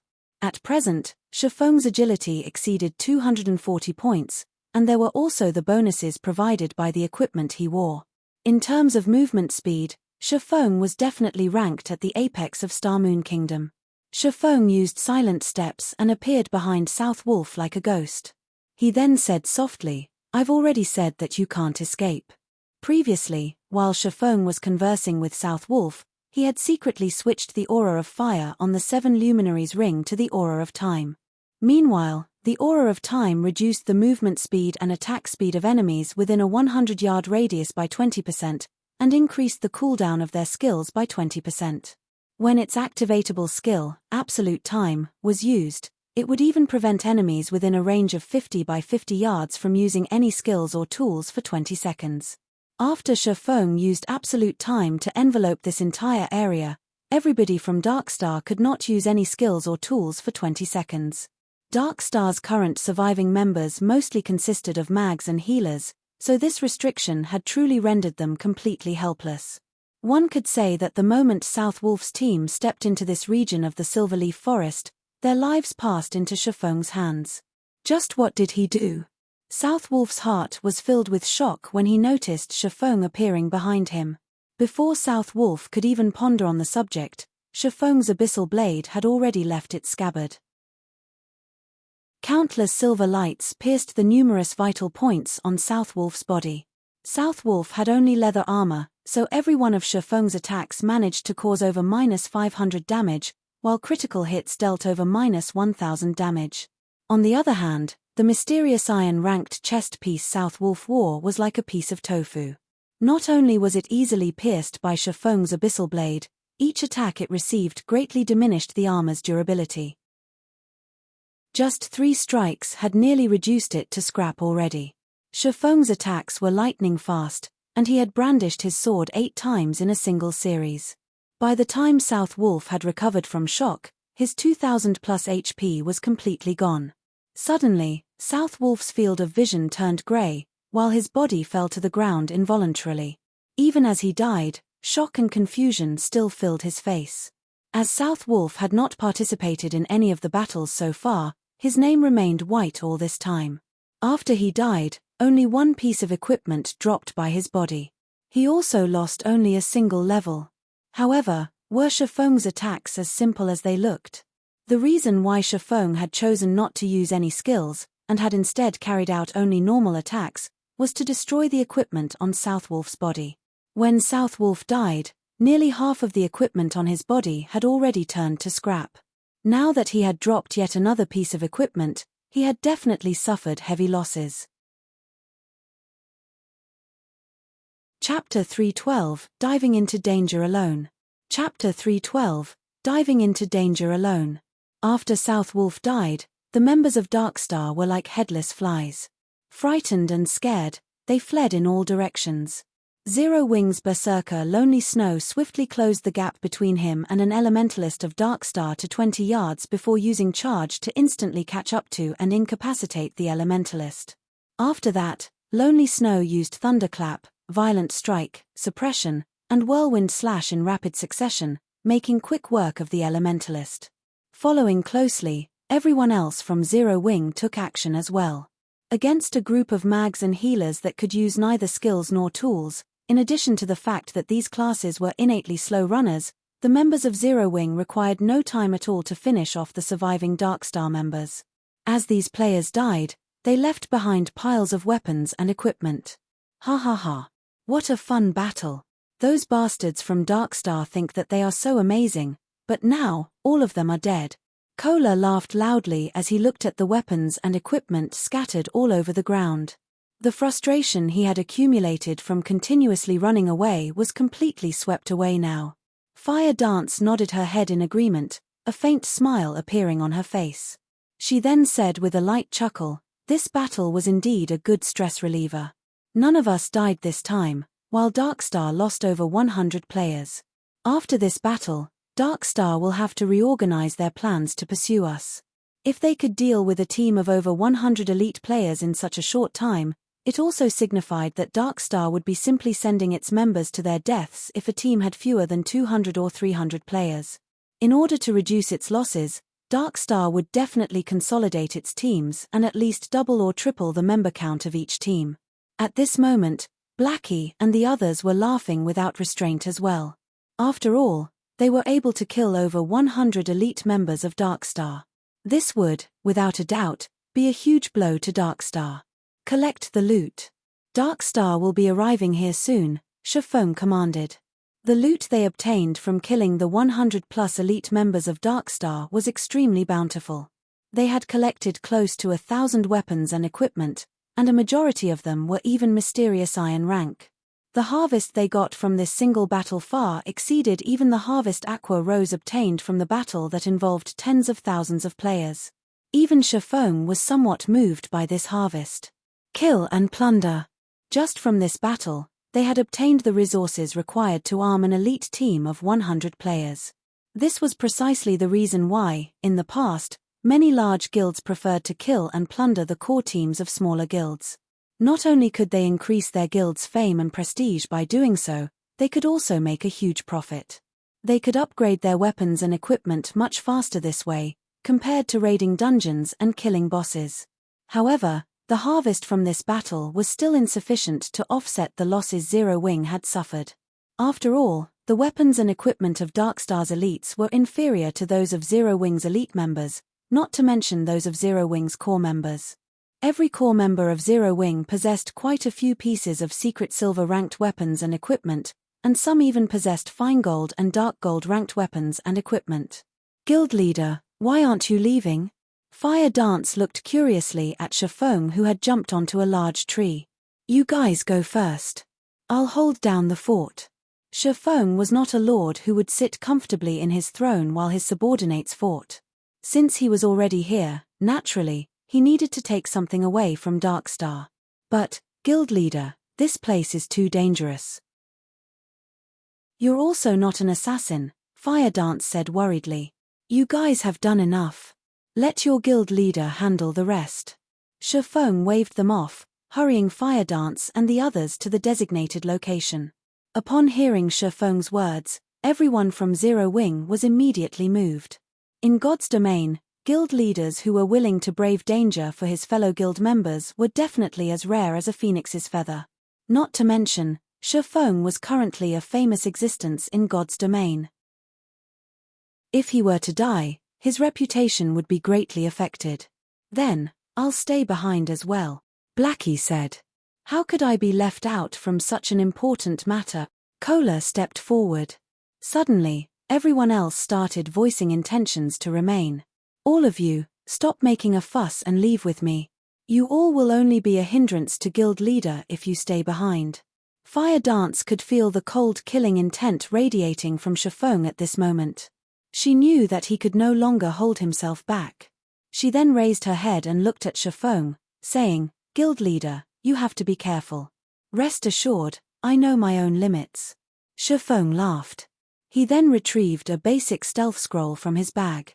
This scroll allowed players to enter stealth mode. The stealth scroll's effect had a duration of 1 hour, and as long as players did not carry out any attacks during this period of time, the scroll would remain in effect. Shortly after Fire Dance and the others departed, Yulan came hurrying over to this place with a huge team of more than 300 players. Sure enough, all of them died. Yulan sighed softly when she saw the ground littered with corpses. However, she was not surprised by this outcome.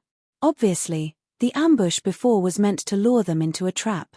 However, South Wolf had been too eager for success, which resulted in a team wipe, as she had expected.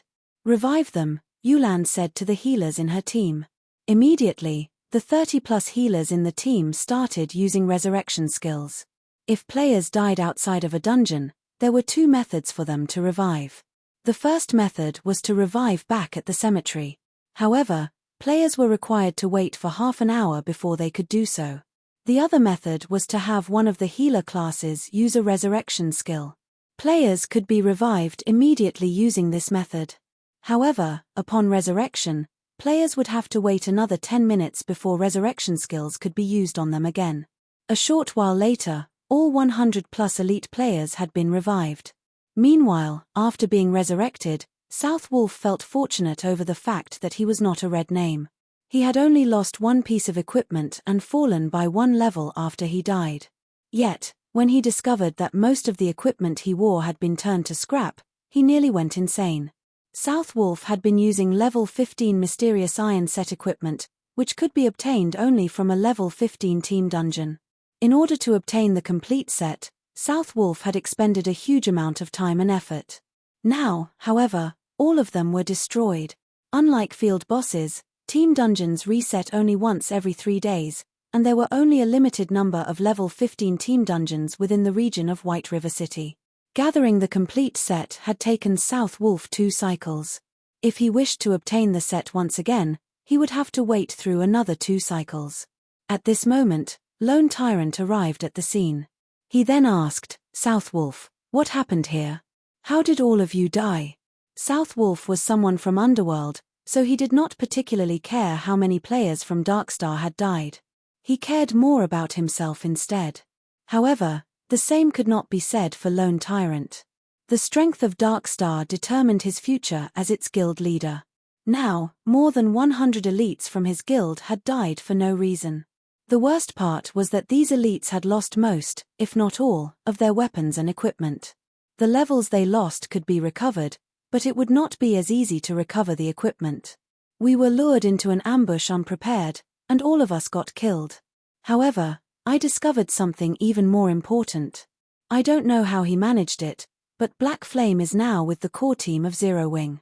He has also become a red name at this point, so this is the perfect chance for us to destroy Zero Wing.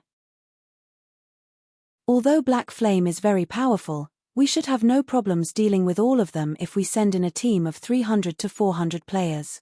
We can still catch up if we chase after them right away. South Wolf's words immediately allowed Lone Tyrant and Yulan to come to a realization. Truly an interesting person, Yulan muttered softly, her interest towards the player named Black Flame growing.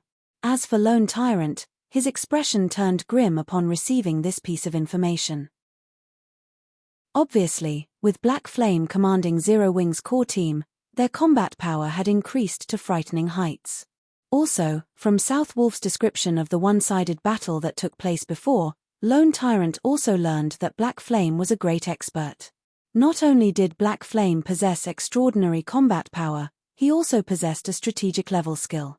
A team of 100 elite players would definitely be insufficient to deal with him. Hence, they needed to rearrange their team compositions. Each team now had to have 200 players at the very least. Otherwise, they would only suffice as cannon fodder. Black Flame, you've actually dared show yourself here. Since you've come seeking your own death, don't even think about leaving this place alive today. Lone Tyrant revealed a sinister expression. He inwardly mocked Shifeng for his foolish actions. In order to save Zero Wing's core team, Shifeng had actually disregarded the dangers and barged into Lone Tyrant's domain. Shifeng must not know how to write the word death.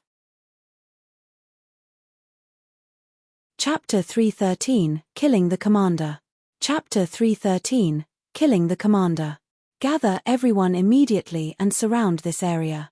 I don't believe that they can grow wings and fly away, Lone Tyrant sternly issued his command. The news of World Dominator's defeat had already spread, and very few in White River City did not know about the battle that took place. This result had greatly boosted Zero Wing's prestige. If Darkstar could get rid of not only Zero Wing's core team, but Zero Wing's guild leader, Black Flame, also, then they could destroy the fame that Zero Wing had accumulated up until this point. At that time, Darkstar would also garner fame themselves, killing two birds with one stone. Naturally, Lone Tyrant would not let go of such a valuable opportunity.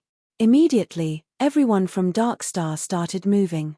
Previously, they had tried to cover too large an area in their search. Now that Shifeng and the core team of Zero Wing had exposed themselves, Lone Tyrant quickly concentrated their hunt. Soon, more and more Darkstar members gathered at the stated location in the dense forest. Shifeng, who remained hidden in a tree, did not panic at this situation. Instead, he continued to wait for all the members of Darkstar to arrive. Come, come. The more, the merrier, Shifeng inwardly chuckled as he saw that the number of players gathered had already exceeded 1,000.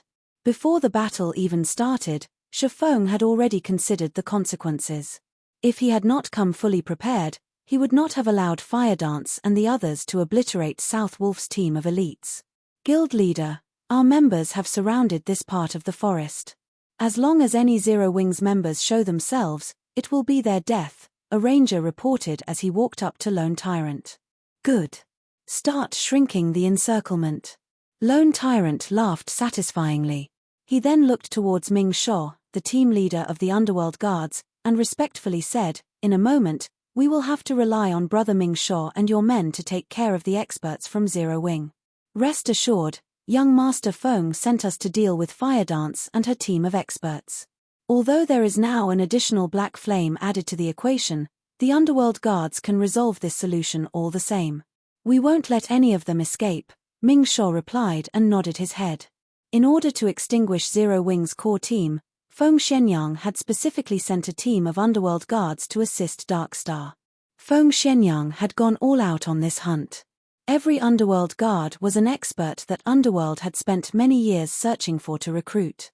Underworld had also spent massive amounts of resources on nurturing these experts further. Compared to Absolute Heaven, the top-tier assassin that Shifeng faced before, these Underworld Guards were stronger, not weaker. Meanwhile, Feng Shenyang had sent a team of 20 of such guards. One could just imagine the frightening might this team possessed. Even a 100-man elite team from Darkstar was no match for this team. Also, the leader, Ming Shaw, was an expert among experts. In the virtual gaming world, he ranked near the top. Regarding pure combat techniques, he was on the same level as the snow goddess, Gentle Snow. However, as Gentle Snow was in possession of a huge amount of resources, in terms of equipment, Ming Shaw was definitely no match for her. Originally, Feng Shenyang had arranged for Ming Shaw to go to White River City to deal with Yi Feng. However, Yi Feng was simply too elusive, as if he had completely vanished from White River City. Hence, Feng Shenyang sent Ming Shaw to deal with the top experts of Zero Wing, such as Fire Dance and Blackie. In regards to Ming Shaw's strength, Lone Tyrant had personally experienced its power. Even though he was clearly above Ming Shaw in terms of levels, and his equipment was of higher quality, he still suffered defeat at Ming Shaw's hands in less than 20 exchanges. On the other hand, he had only managed to reduce Ming Shaw's HP by 1/10. Meanwhile, after taking some time to focus on upgrades, Ming Shaw's equipment could now compare to Lone Tyrant's.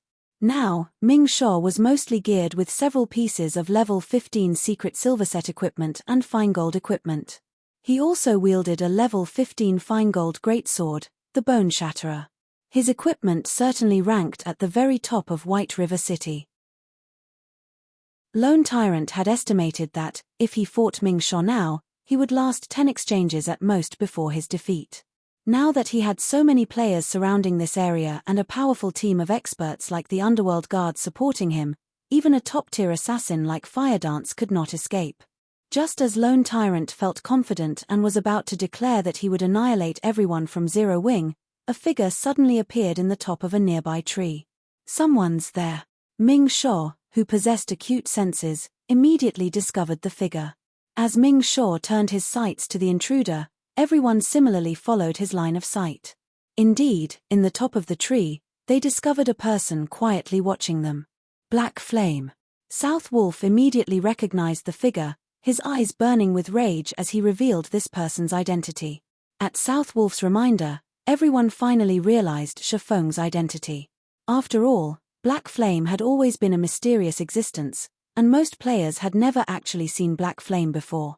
Now that this intruder had revealed himself, everyone from Darkstar discovered that Black Flame was just an ordinary-looking, middle-aged man.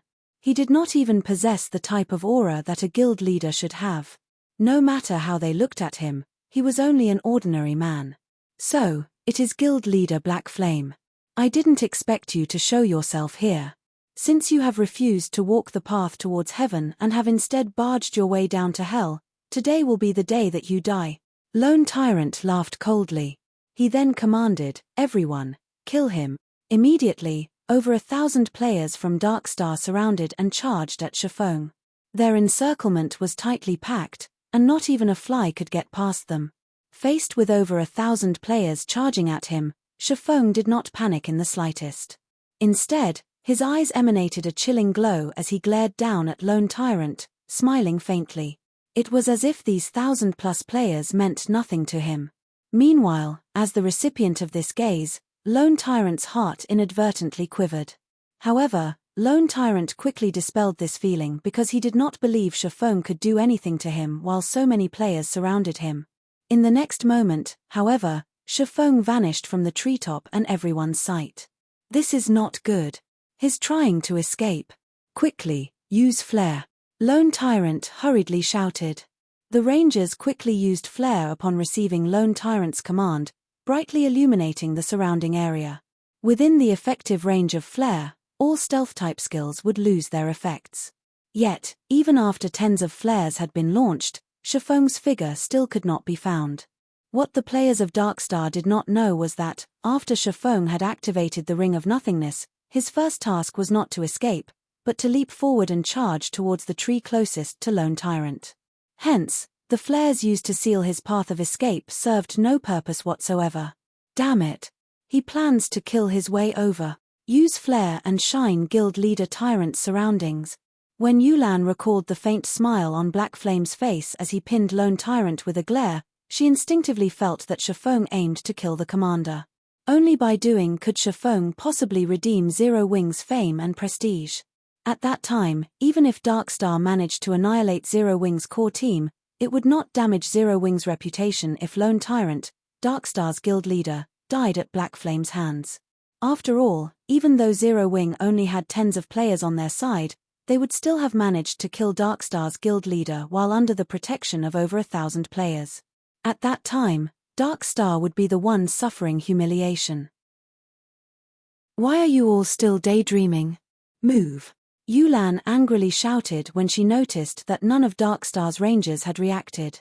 However, Yulan suddenly felt that something was amiss. Instead of looking towards the outskirts of the encirclement, all of these rangers stared at the space above her. Immediately, Yulan raised her head, discovering a figure falling towards her, and this figure was none other than Shifeng himself. Panic surfaced on Lone Tyrant's face. He never imagined that Shifeng would be so suicidal as to come for his life. Black Flame, if you wish to die, then I'll grant your wish.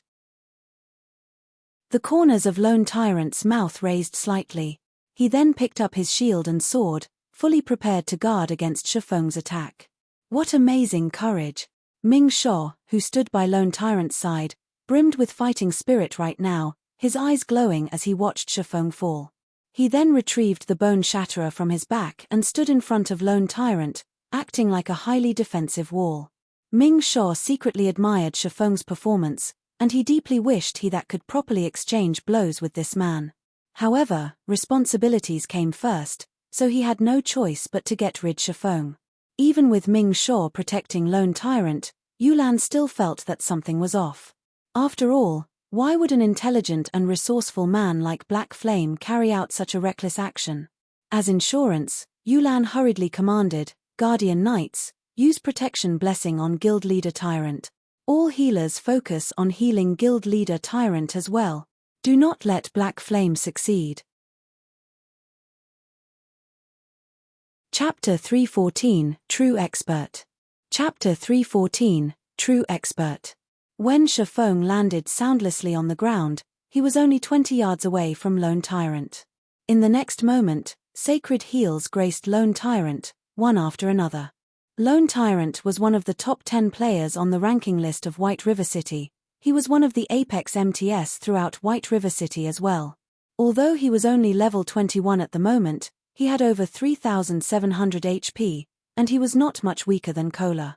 With high HP and defense, physical damage classes such as assassins, berserkers, swordsmen, and rangers would find it extremely difficult to kill Lone Tyrant. Not to mention, Lone Tyrant now had a large team of healers keeping him alive. Moreover, there was also the great expert, Ming Shaw, currently guarding him. Hence, Yulan was greatly confused as she watched Shifeng's foolish actions. Let me see what you are made of. Ming Shaw smiled at the oncoming Shifeng, and at the same time, he lifted the Bone Shatterer and slashed it down at his enemy. The Bone Shatterer was a massive great sword, yet, Ming Shaw wielded it nimbly and accurately. In a single strike, he had completely sealed off Shifeng's path of advance. At this moment, the surrounding melee players of Darkstar charged at Shifeng, intending to make mincemeat of him. Meanwhile, the mags standing a short distance away also started casting their spells. As long as Ming Shaw managed to delay Shifeng for a few more seconds, Shifeng would receive the bombardment of hundreds of spells. Even Zero Wings Chief MT, the Guardian Knight Kola, would lose his life if he received so many spells, not to mention a swordsman like Shifeng. Yet, as if he did not see these mags readying their attacks, Shifeng continued to charge forward, showing no intentions of slowing. Just as Ming Shaw's second strike was about to land on Shifeng's body, however, Shifeng's entire person disappeared. Subsequently, Ming Shaw's Bone Shatterer struck only air, generating a powerful gust of wind. The elementalists, cursemancers, summoners, and all other ranged classes that were about to launch their attacks also interrupted their chanting after they lost sight of their target. Where is he? When Ming Shaw failed to find Shifeng in front of him, he could not help but examine his surroundings. Suddenly, Ming Shaw felt a chilling intent coming from behind him. Spinning around, he discovered that, just like a ghost, Shifeng had soundlessly appeared behind Lone Tyrant. If not for his acute senses, he would not have detected Shifeng's presence at all. After Shifeng used silent steps to appear behind Lone Tyrant, he immediately activated Absolute Time. With himself as the center point, all enemies within a 50-yard radius were now unable to use any skills or tools. Shifeng then brandished the Abyssal Blade, casting Abyssal Bind on Lone Tyrant. Meanwhile, Lone Tyrant only felt a cold wind blowing on his back. Only after Shifeng started brandishing the Abyssal Blade did Lone Tyrant notice that someone stood behind him. Horrified, Lone Tyrant hurriedly leaped forward, hoping to dodge the attack aimed at his back. As insurance, Lone Tyrant even intended to cast Protection Blessing on himself. However, Shifeng was simply too fast. He had activated Absolute Time and Abyssal Bind almost simultaneously. Discovering that he could not activate Protection Blessing, Lone Tyrant's heart grew extremely anxious. In the next instant, 9 pitch-black chains bound his body, preventing him from moving even an inch. Meanwhile, the healers standing in the distance could only watch this scene play out. With their skills locked, the most they could do was provide moral support. Damn! Seeing that Shifeng was the only person standing close to Lone Tyrant, Ming Shaw realized that he had been tricked. Shifeng had deceived him into leaving Lone Tyrant's side. Suddenly, a feeling that he had just been played for a fool grew in Ming Shaw's mind. This was the first time he had felt such a feeling. Lone Tyrant was bound and completely unguarded right now. He was unable to resist in the slightest. If he, Ming Shaw, had stayed by Lone Tyrant's side, even if Lone Tyrant were bound, he could have still helped defend against attacks. Now, however, he was almost a full 10 yards away from Lone Tyrant. If this were any other day, he could have closed the distance between them using the charge he had specifically reserved. Now, however, none of his skills would work. Even if he wanted to save Lone Tyrant, he was powerless to do so. However, he only needed around 2 seconds to close a distance of 10 yards. As long as Lone Tyrant could survive that long, Ming Sha was confident in stopping Shifeng, preventing Shifeng from dealing any more damage to Lone Tyrant. Naturally, Lone Tyrant had considered this as well. Hence, even when faced with Shifeng's Abyssal Blade and Purgatory's Shadow, he still revealed his confidence as if saying, "What can you do to me?" He was a Guardian Knight who possessed 3,700 HP. It was simply impossible for Shifeng to kill him in 2 short seconds. Unfortunately, reality had cruelly slapped Lone Tyrant in the face. When Shifeng's chop landed on Lone Tyrant, who now had his defense reduced by 100% due to the effects of the Abyssal Bind, a frightening damage of -1,500 appeared above Lone Tyrant's head. This single slash had erased Lone Tyrant's confidence. Now, an expression of fear decorated Lone Tyrant's face instead. Immediately, Lone Tyrant struggled to escape Abyssal Bind. However, no matter how much energy he expended, the bone-chilling chains remain unperturbed. This was the first time Lone Tyrant had felt so powerless. He had over 1,000 subordinates and a team of experts protecting him. Yet, Shifeng regarded them all as nothing. Now, he could not even resist while Shifeng arbitrarily slaughtered him. Shifeng lifted the Abyssal Blade high. In the next moment, the Abyssal Blade, which was covered in green arcs of lightning, descended, and 3 arcs of lightning penetrated Lone Tyrant's body. -984, -1,370, -1892. After thundering flash ended, Lone Tyrant's body fell to the ground. From beginning to end, Shifeng had only used 2 moves to finish off Lone Tyrant, and the time he spent doing so had not exceeded 1 second. Shifeng's attack power thoroughly shocked everyone from Darkstar. Shifeng's performance was simply stunning. Even when faced with over 1,000 elites from Darkstar, he managed to kill Darkstar's guild leader, Lone Tyrant. Ming Sha was also stunned by this scene. He had never imagined that Lone Tyrant would die so quickly under Shifeng's assault. "Everybody, get him. No matter what, do not let him escape," Ming Sha bellowed as he felt unprecedented humiliation. After finishing off Lone Tyrant, Shifeng sent a chilling gaze to his surroundings. Those who received his gaze inadvertently halted their steps, and none dared to look Shifeng in the eyes. Shifeng was like a king that had descended from heaven, nobody dared compete with him over dominance. Faced with Ming Sha's glare, Shifeng simply raised his index finger at Ming Sha. He then made a hooking motion with his finger and softly chuckled. Ming Sha's rage burned even brighter after receiving such a blatant provocation. Immediately, he lifted his great sword and charged at his opponent. In reply to Ming Sha's actions, Shifeng gently waved the Abyssal Blade as he walked forward. Shifeng had the presence of a king facing an ant's challenge, his mind appearing completely at ease. When the 2 swords collided, sparks flew. The impact of the attack forced Ming Sha to retreat multiple steps before he could stabilize himself. Shifeng, however, had not moved an inch. The gap in strength between the two was clear at a glance. Giving Ming Sha no time, Shifeng instantly charged forward and brandished his sword. 1 slash. 2 slashes. 3 slashes. Shifeng's attacks were like a violent gale. Ming Sha desperately dodged and blocked the onslaught. However, each time Ming Sha was knocked back, it was very difficult for him to stabilize his form. After receiving over a dozen attacks, Ming Sha finally failed to block an attack. He received a hit to his abdomen, and the blow sent him flying. However, Shifeng was not done. Shifeng's feet suddenly exerted an explosive force, creating a deep pit in the ground as his body shot towards Ming Sha like an artillery shell. While his body remained in midair, Ming Sha was unable to exert any force to retaliate or dodge. The moment Shifeng shot past Ming Sha, he brandished his swords multiple times. Each and every attack struck Ming Sha's vital points, all of them causing over -600 damage. In the blink of an eye, Ming Sho's life was no more. The scene dumbfounded the audience from Dark Star. What they had witnessed was simply Shifeng flying past Ming Sho, followed by silvery sword streaks wrapping around Ming Sho's body. By the time Shifeng passed Ming Sho's body, Mind Sho was already dead. Meanwhile, after Shifeng dove into the dense forest, with a few leaps, his figure completely vanished. At this time, some of Darkstar's members finally responded and rushed in the direction Shifeng had disappeared. Yulan, do we chase after him? South Wolf worriedly asked as he looked to Yulan. South Wolf was very clear about just how powerful Ming Sho was.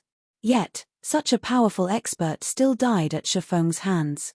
Moreover, from beginning to end, Shifeng had not used any skills in the exchange with Ming Sho. He relied purely on techniques to kill his opponent. This was something that South Wolf had never dared to imagine possible in the past. Now, however, South Wolf finally realized what a true expert was. Yulan shook her head and released a soft sigh, saying, "No. If Black Flame possesses such strength, even if we chase after him, what can we actually do to him? Not to mention, our speed can't compare to his at all. We should save our energy and give up." First, he had killed Lone Tyrant, Darkstar's guild leader, amidst an army of thousands. Next, while he was escaping, he managed to kill an expert like Ming Sho. This time, Darkstar had truly lost all dignity. Even if Darkstar managed to exterminate Zero Wing's core team at a later date, it would only add on to the gossip about Darkstar. This time, Darkstar had truly suffered a defeat. Chapter 315, Breaking Past the Encirclement. Chapter 315, Breaking Past the Encirclement. Are we giving up, just like that? South Wolf still held some resentment in his heart. After all, Shifeng had killed him once before. Then what do you propose? Yulan revealed a calm smile. She then pointed towards the direction of the silverleaf forest in which Shifeng had disappeared, saying, "If you aren't satisfied, be my guest. However, you have already fully experienced Black Flame's horrifying might. Under that complete silencing skill, he can easily kill whoever he wants. As long as the cooldown for that skill refreshes, he might turn around and start another massacre. At that time, the first target he'll go after will be you." When South Wolf heard her reasoning, cold sweat permeated his forehead as he recalled the scene of Shifeng killing Ming Sho before escaping. Even until now, fear lingered within him. But how should we explain things to young Master Feng? Although South Wolf feared Shifeng, Feng Shenyang was not someone he could afford to provoke. "I'll deal with young Master Feng. Today, we experienced Black Flame's true strength, so consider it a great harvest. As for the other matters, let's leave those to Guild Leader Tyrant to deal with," Yulan said as she revealed a mysterious smile. She then turned around and left. Feeling helpless, South Wolf sighed and departed with Yulan. Now that both Lone Tyrant and Ming Sho had died, what could he, South Wolf, possibly do? Moreover, his main task for today was to show Yulan around the guild and allow her to assess the situation at Darkstar. Hunting Zero Wing was a side task. At a lake nestled in the Silverleaf Forest, Fire Dance and the other core members of Zero Wing had been waiting for a long time now. However, even after so much time had passed, Shifeng had yet to show up, causing them all to grow slightly anxious. "Sister Fire Dance, guild leader still hasn't shown up yet. Why don't we check on him?" one of the 5 demon generals, the assassin, Flying Shadow asked. In the past, Flying Shadow had been a solitary person. However, his strength could rank at the very top of Shadow. Although he had not performed any outstanding feats during the early stages of the game, he had not performed badly either. In general, he had been an average player. In this life, however, after Shifeng recruited him into the Zero Wing workshop, he immediately assigned him to Zero Wing's core team. Many in the guild had initially voiced their opinions against this matter. However, as time slowly passed, everyone finally realized that Shifeng's decision was still as impeccable as always. It was not something the likes of them could hope to compare to. Within the Zero Wing's core team, Fire Dance had always been the publicly acknowledged #1 assassin of Zero Wing. Meanwhile, The position of number 2 assassin had been undetermined. However, after Flying Shadow joined the guild, his techniques rose rapidly with each passing battle and friendly competition. Very quickly, everyone began to acknowledge him, and now, he was considered the most powerful assassin in Zero Wing after Fire Dance. No. Since guild leader has chosen to stay behind, he obviously is confident of obtaining victory. We will only be a hindrance if we try to help. Fire Dance shook her head and rejected Flying Shadow's proposal. In reality, however, she was also worried about Shifeng. At this moment, a black figure pierced through the brush, landing by the lakeside soundlessly. Before anyone noticed, this black figure had arrived before them. Fire Dance and Violet Cloud were the first to detect this figure's presence. Instinctively, Fire Dance retrieved the daggers from her waist, preparing to meet with a great enemy. Soon after, everyone else discovered the presence of this newcomer as well, and they too promptly readied their weapons. Although they could not see this black figure's appearance clearly, the pressure the figure emitted was no less than a lord-ranked boss. Guild leader. Fire Dance quickly recognized Shifeng's appearance, and she was greatly shocked when she felt his aura. Previously, as they had been in a hurry to escape, she had not noticed Shifeng's change. Now that she confronted Shifeng, face to face, she suddenly realized that Shifeng's strength had greatly improved. Right now, even she could not determine exactly how powerful Shifeng was. It was especially true for the sharp and frightening aura he emanated. It seems that all of you have improved greatly recently. You actually managed to discover me so quickly. Shifeng examined his guild members and revealed a satisfied smile. Battles in God's Domain were unlike any other virtual reality game. The improvement of a person's strength was not limited to techniques and equipment. One must also possess a bestial intuition. After all, the penalty for death was not low, so such an intuition was essential when engaged in combat in the fields.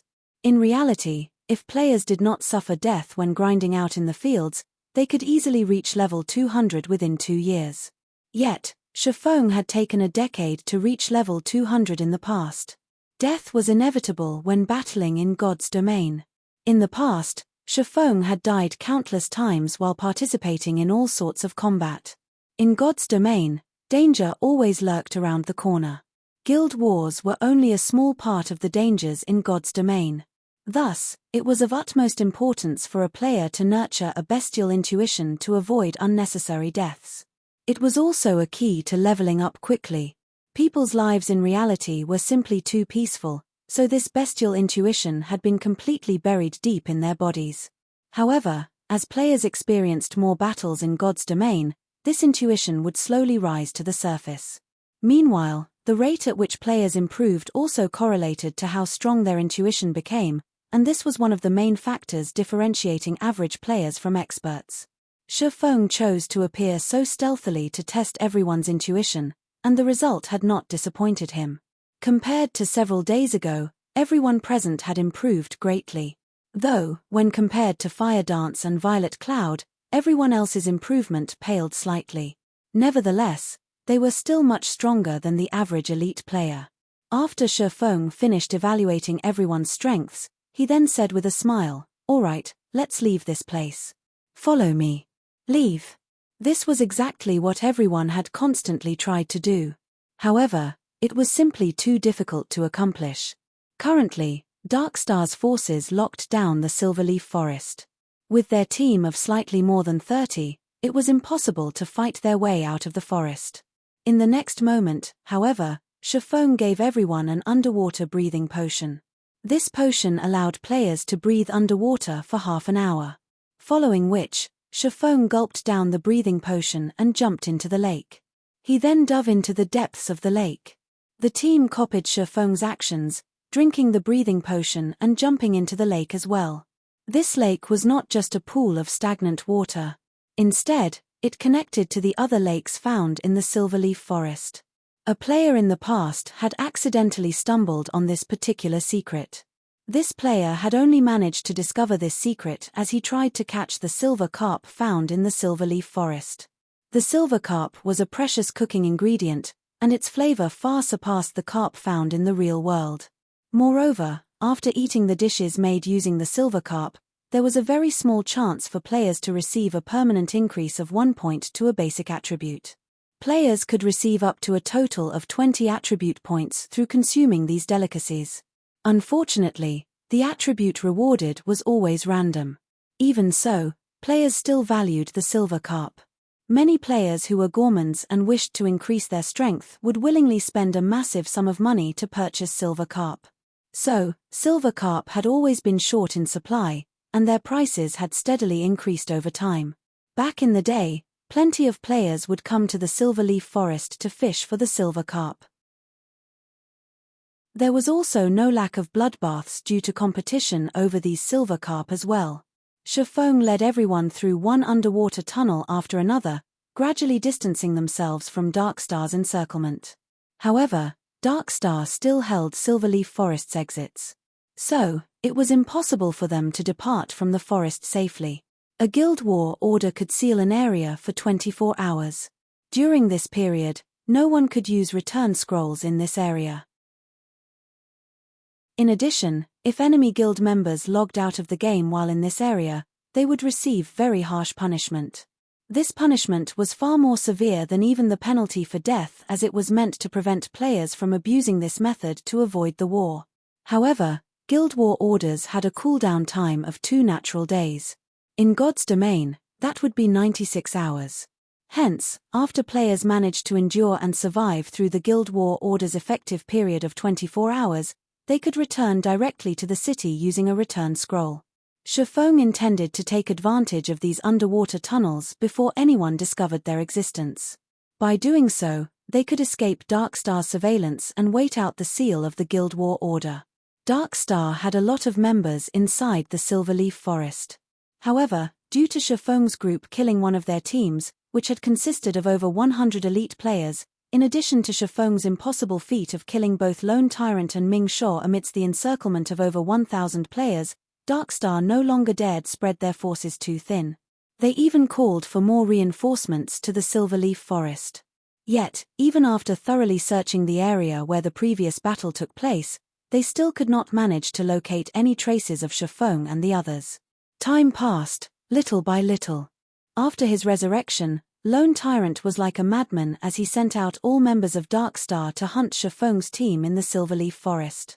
His insanity also attracted the attention of the players in White River City. Why was Darkstar sending even more players to the Silverleaf Forest? Were the thousands of players they had sent there before not enough to deal with the core members of Zero Wing? At this time, a new post from Black Flame appeared on the forums, and within the post, there was a video. This video bore the title, Darkstar's Guild Leader, Lone Tyrant's Death. Chapter 316, Shocking Star Moon. Chapter 316, Shocking Star Moon. The confrontation between Darkstar and Zero Wing had already become explosively popular on the forums. Previously, using the name Black Flame, Shifeng had declared that he would exact vengeance against Darkstar. In response, those who knew of Darkstar's strength were not optimistic about Zero Wing's chances of success. After all, everyone knew that Zero Wing had only recently established. It did not possess a significant background. However, Zero Wing was still the first guild in Starmoon Kingdom to possess a guild residence, so most considered it to have great potential.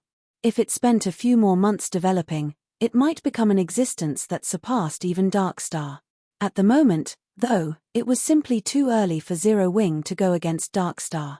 Yet, sometime later, such remarks about Zero Wing completely disappeared. World Dominators, veteran first-rate guild, had actually suffered defeat. Moreover, the guild had been eliminated from the competition for dominance over White River City.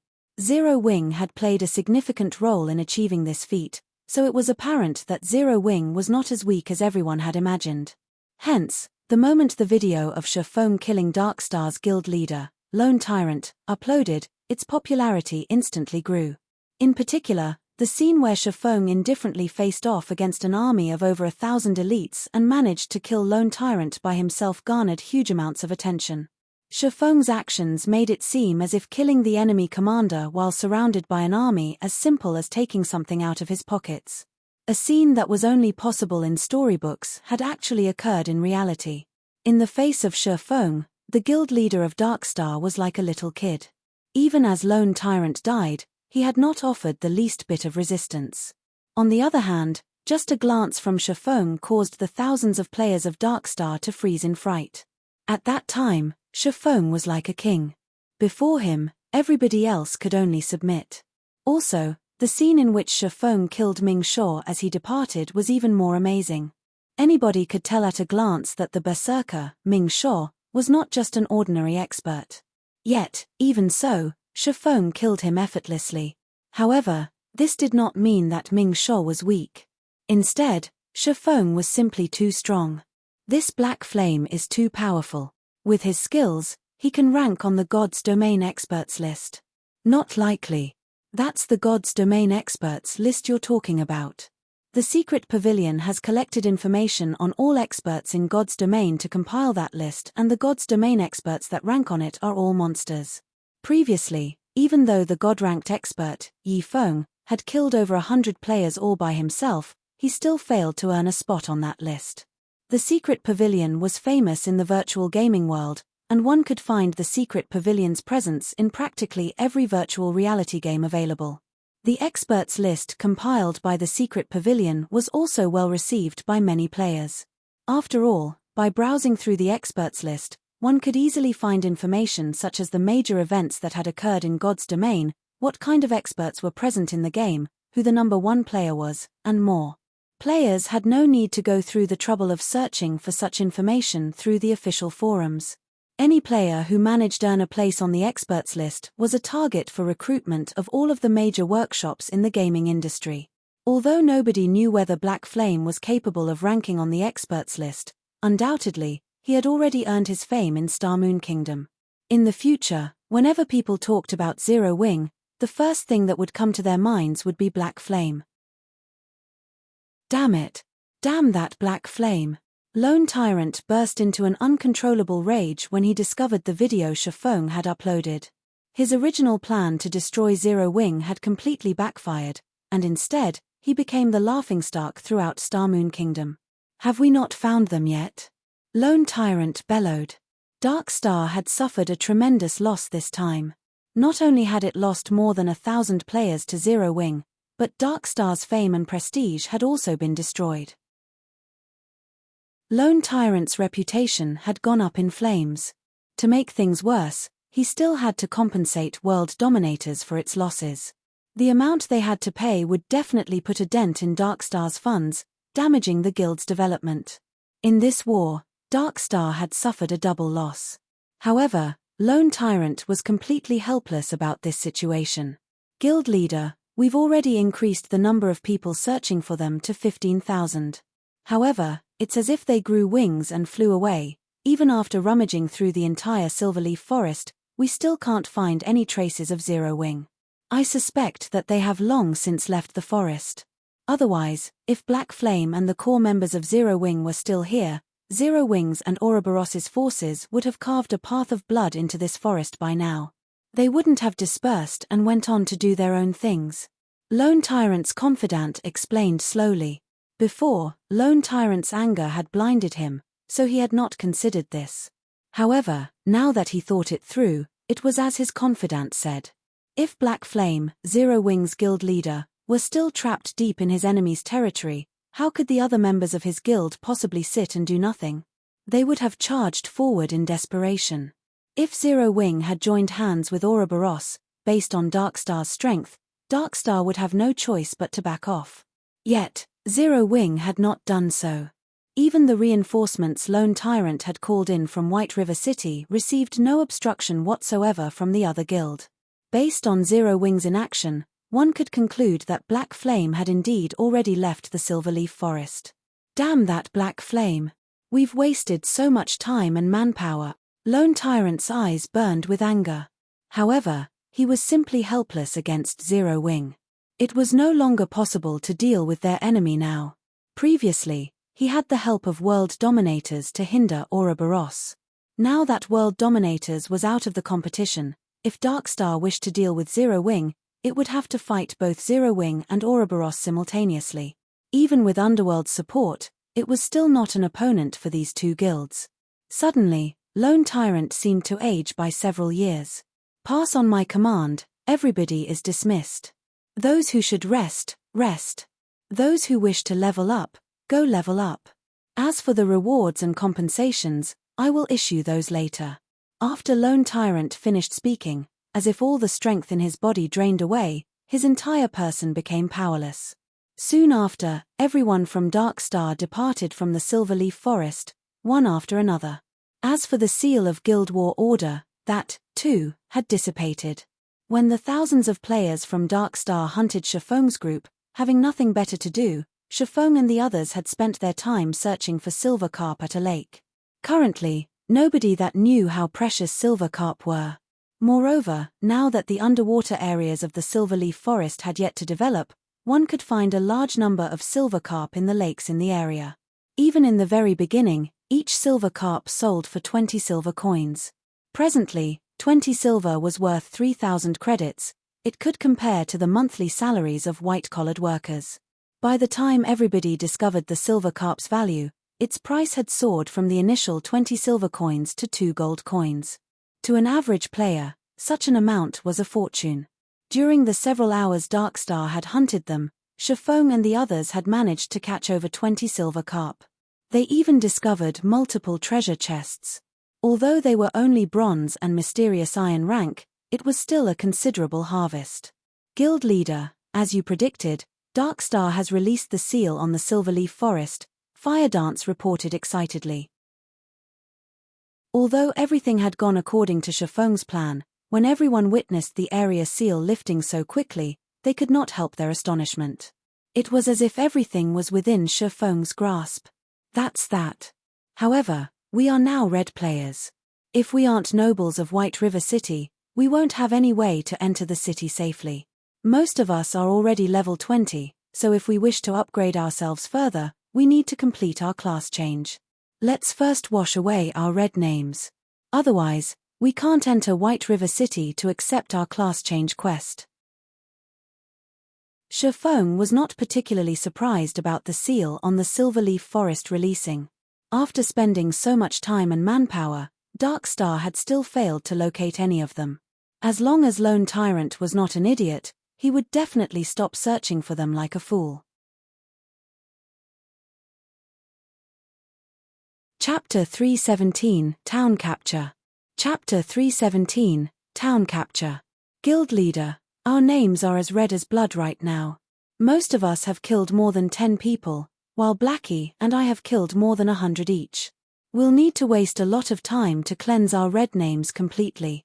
By the time we do, most of the players from the other guilds will have already reached level 20, Firedance said as she smiled bitterly. If a player wished to remove their status as a red name, they needed to remove the crime value they had accumulated. One of the most common ways to get rid of crime value was to wait, as a player's crime value decreased over time. However, if one's crime value was excessively high, they needed to punish evil and promote righteousness. However, although killing NPCs such as villains, criminals, and bandits would significantly reduce a player's crime value, there was no other benefit for doing so. Killing these NPCs would not provide players with any additional rewards or EXP. Moreover, these NPCs were very few and usually scattered all over God's domain. It would be fine if players hunted for these NPCs by themselves, but hunting as a group would be time-consuming and inefficient. Indeed. Let's forget about cleansing your red names for now. We'll raise our White River City reputation. As long as you become nobles, entering the city as red names will not have significant consequences.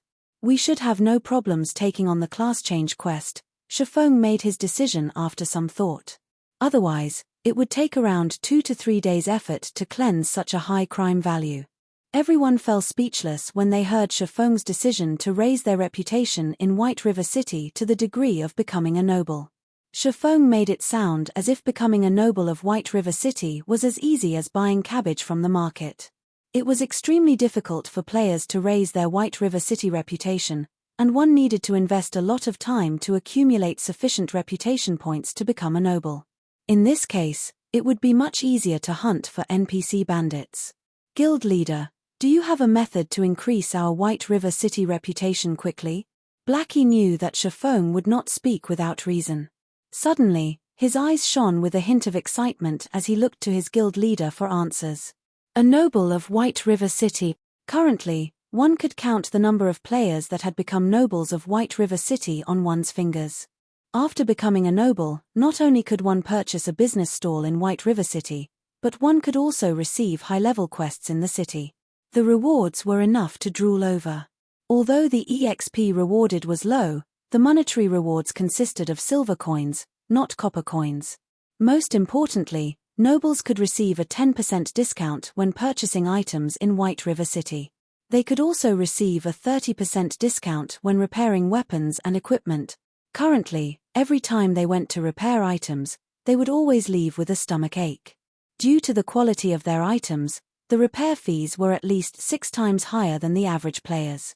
If they could become nobles of White River City, in the future, they would not become poor bastards whenever they needed to repair their equipment. They might even get the chance to enter the nobles district. Shafong rolled his eyes at Blackie, saying, "Do you really think it is so easy to become a noble?" The team could not help their laughter at Blackie as he nearly choked from Shafong's reply. Although it is not easy to raise one's reputation in White River City, if one wishes to increase it quickly, there is indeed a method to do so. Guild leader, is there really such a method? Kola asked excitedly. It was an absolute nightmare for him whenever he had to repair his equipment. Out of cloth armor, leather armor, and plate armor, the repair fees for cloth armor were the cheapest. On the other hand, plate armor cost the most to repair, and normally, the fees were at least double that of cloth armor. There is one method, town capture, Shafong nodded, revealing a mysterious smile. Shafong's announcement stunned his guildmates. What kind of trouble was Shafong trying to stir? They had just escaped from Darkstar's pursuit, yet, now, they were going to capture a town? Town capture? Kola was confused. Although he did not know why Shafong suggested they capture a town, such a thing was not easy. Level 50 elite NPCs guarded every town.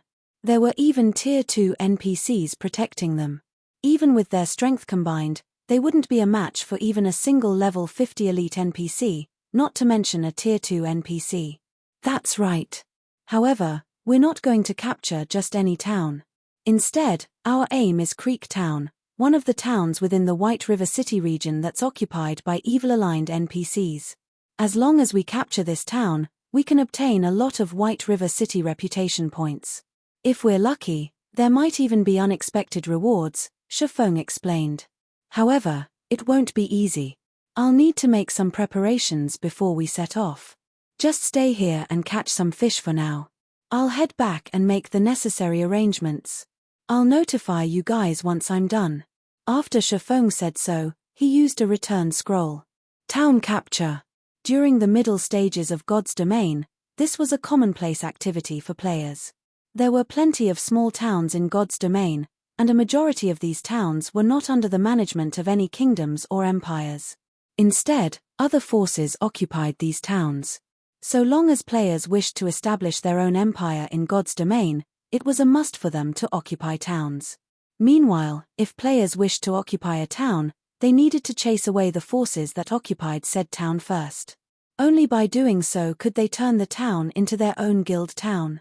They could then slowly develop and upgrade the town's rank. It was also not impossible for players to develop a town to surpass even Star Moon City. However, the conditions for doing so were extremely demanding, so it was very difficult for players to succeed. Moreover, capturing a town was easier said than done. Even if the current number 1 guild in White River City, Ouroboros, went all out, they should not have any clue of how to capture a town. It should be impossible for Ouroboros to capture even the most bordered and resource-poor town.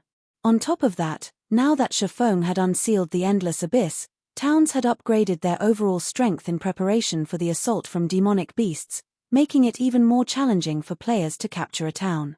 However, Creek Town, the town Shafong had chosen as his target, was slightly special.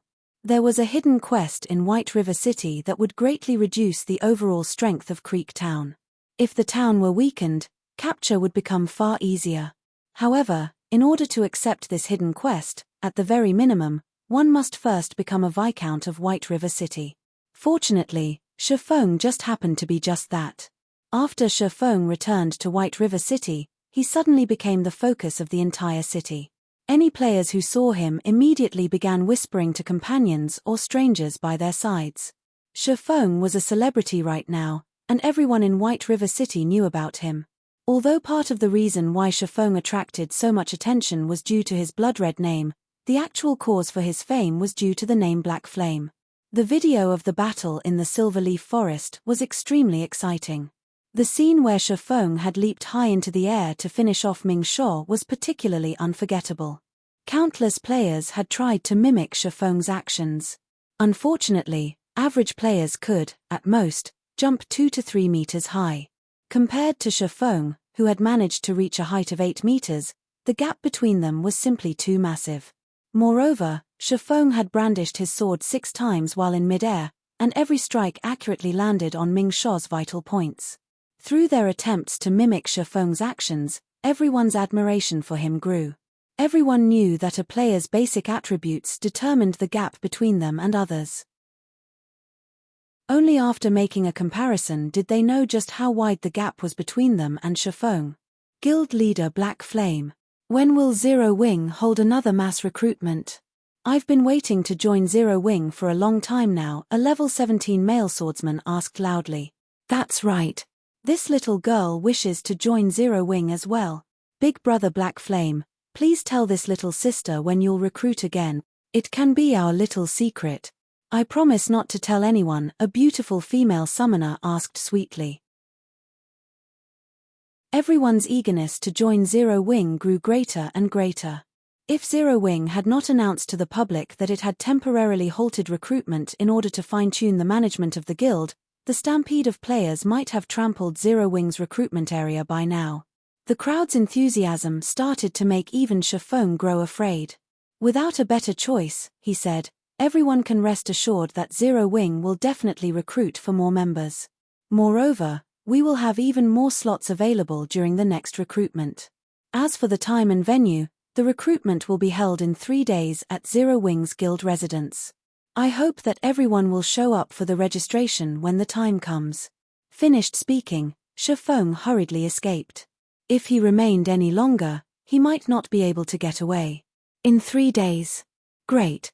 I can use that time to improve my techniques and strength. I will definitely pass the test and become a member of Zero Wing. After receiving a specific time, everyone grew even more enthusiastic. They all swore to join Zero Wing no matter what. In their minds, Zero Wing stood out like a sacred temple of experts. Assassin Fire Dance, Guardian Night Cola, Elementalist Aqua Rose, Berserker Lonely Snow, Cursemancer Black Cloud, Cleric Violet Cloud, Swordsman Black Flame, Swordsman Yi Feng, and many other experts all belonged to Zero Wing. These experts possessed brilliant battle records in God's domain, and they were far stronger than other guilds' experts. Chapter 318, Bloodhand. Chapter 318, Bloodhand. Shifeng's return immediately attracted the attention of the various powers in White River City. When these powers learned about Shifeng's return, in addition, his blood-red-colored name, they knew that Darkstar's encirclement had failed. Darkstar had dispatched over 10,000 members during this encounter. Yet, they still failed to annihilate Zero Wing's core members.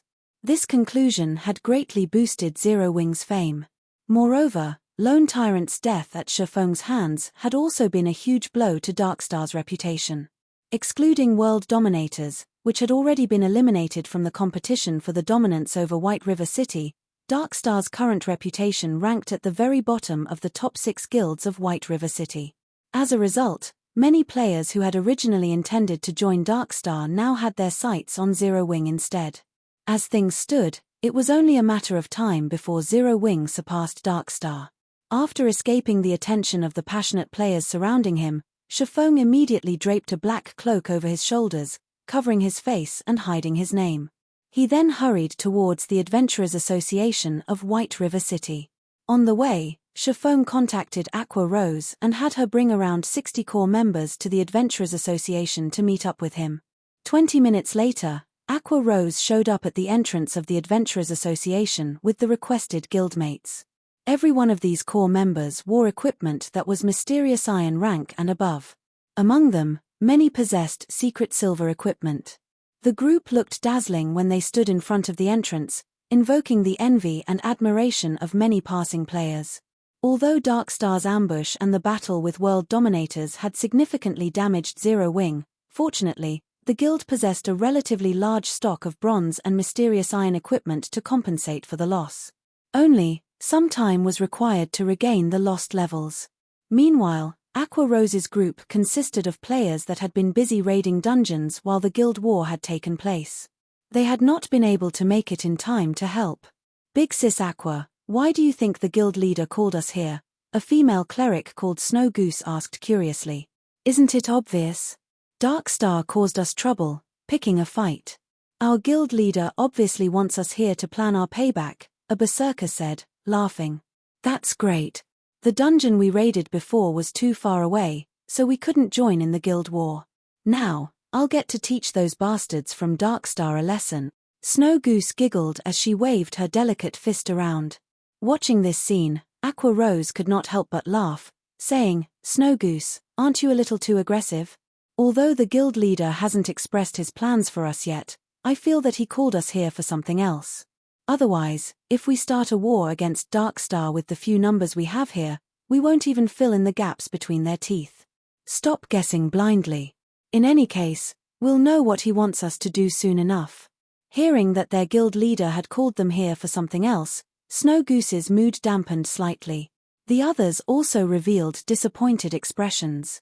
Shifeng finally arrived after Aqua Rose and the others had waited at the Adventurers Association's entrance for a short while. "Guild leader, why are you still wearing a cloak? Are we not allowed to expose ourselves in this operation? Should we leave and sneak back over here?" Aqua Rose could not help her confusion when she saw Shifeng hiding his face. At this moment, Shifeng looked like a wanted criminal who was afraid of being discovered. "I hadn't intended to use it. However, being too famous doesn't help me either.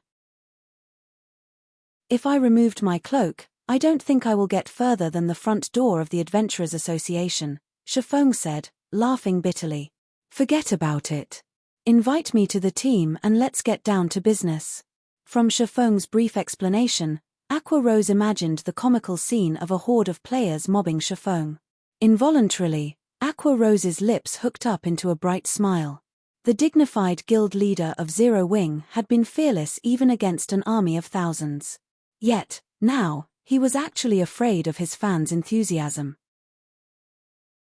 After Aqua Rose invited Shifeng to the team, she passed the team leader position to Shifeng.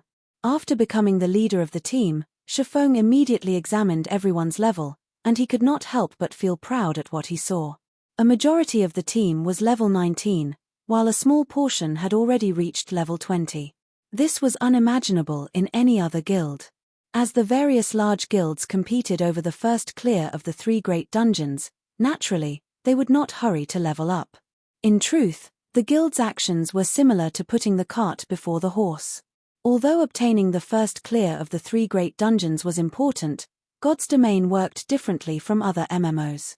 If players paid too much attention to their gains and losses during the early stages of the game, they could easily miss other opportunities.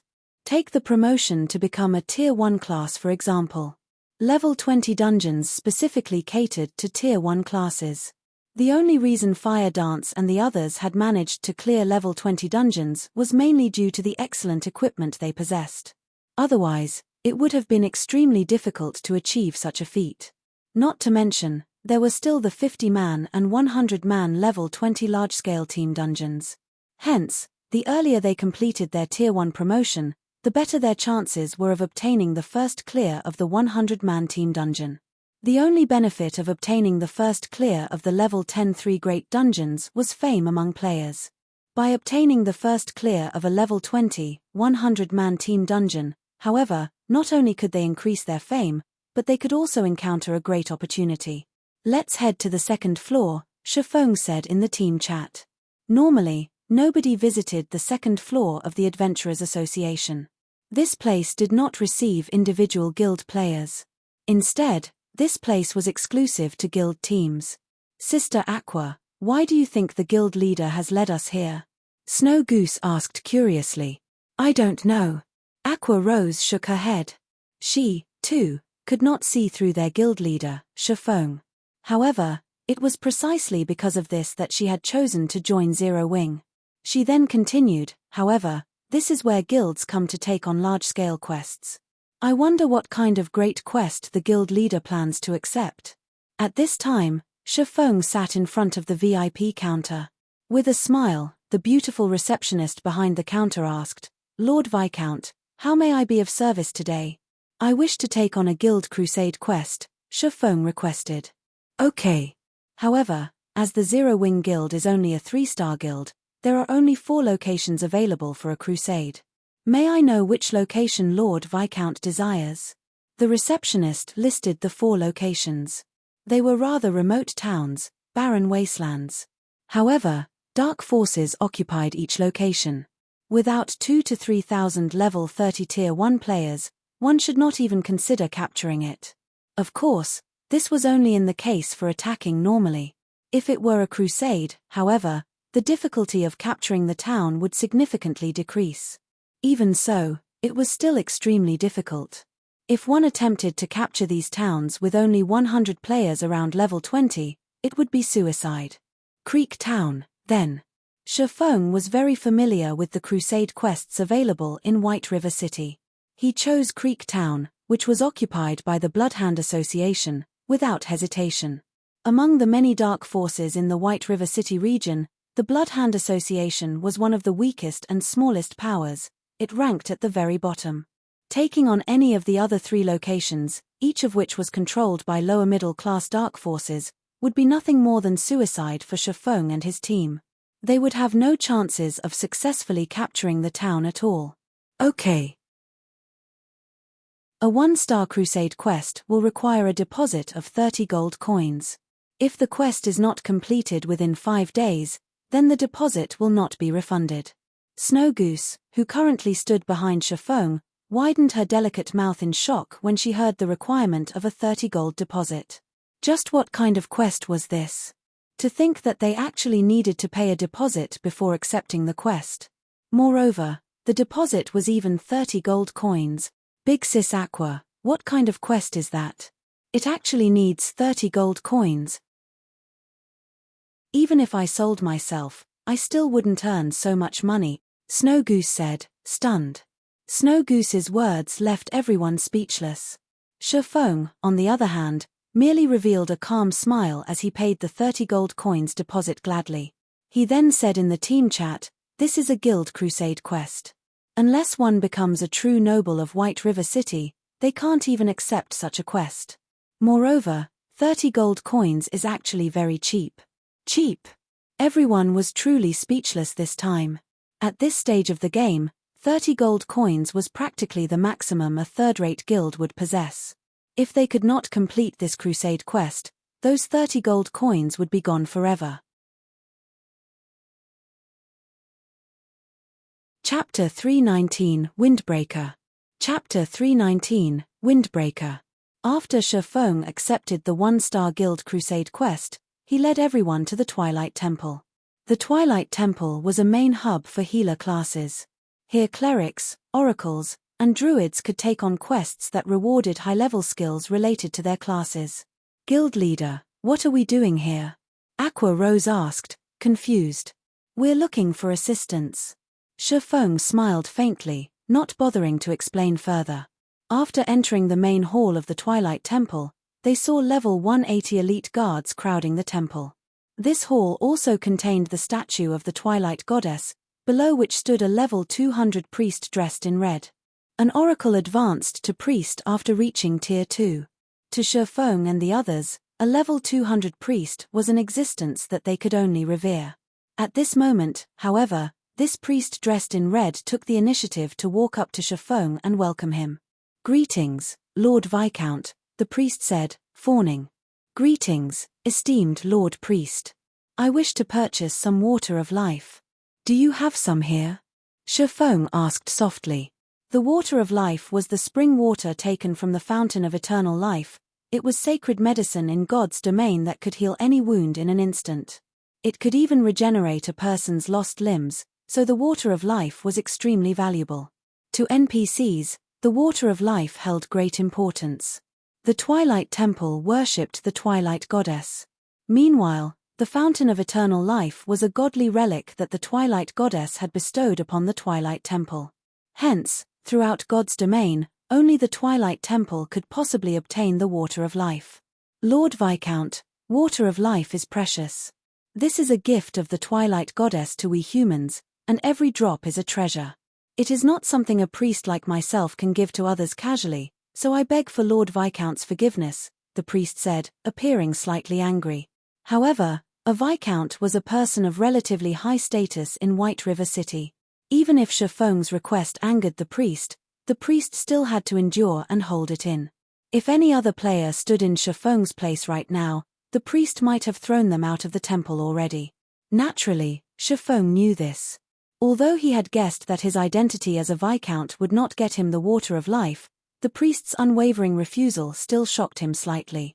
Shifeng then activated the golden stigmata and looked at the priest, asking, "Will this not do?" Suddenly, twinkling golden stars appeared in Shifeng's dark pupils. His body began to emanate a terrifying aura. In the face of this aura, the priest felt even his soul tremble. The priest was the manager of this Twilight Temple, so it was only natural that he would possess vast knowledge regarding God's domain. Stigmata were the war god's temple's symbol of supremacy, and they were categorized into 3 different colors: silver, gold, and purple. A person capable of controlling a golden stigmata was definitely a core character of the war god's temple. "Is it really not possible?"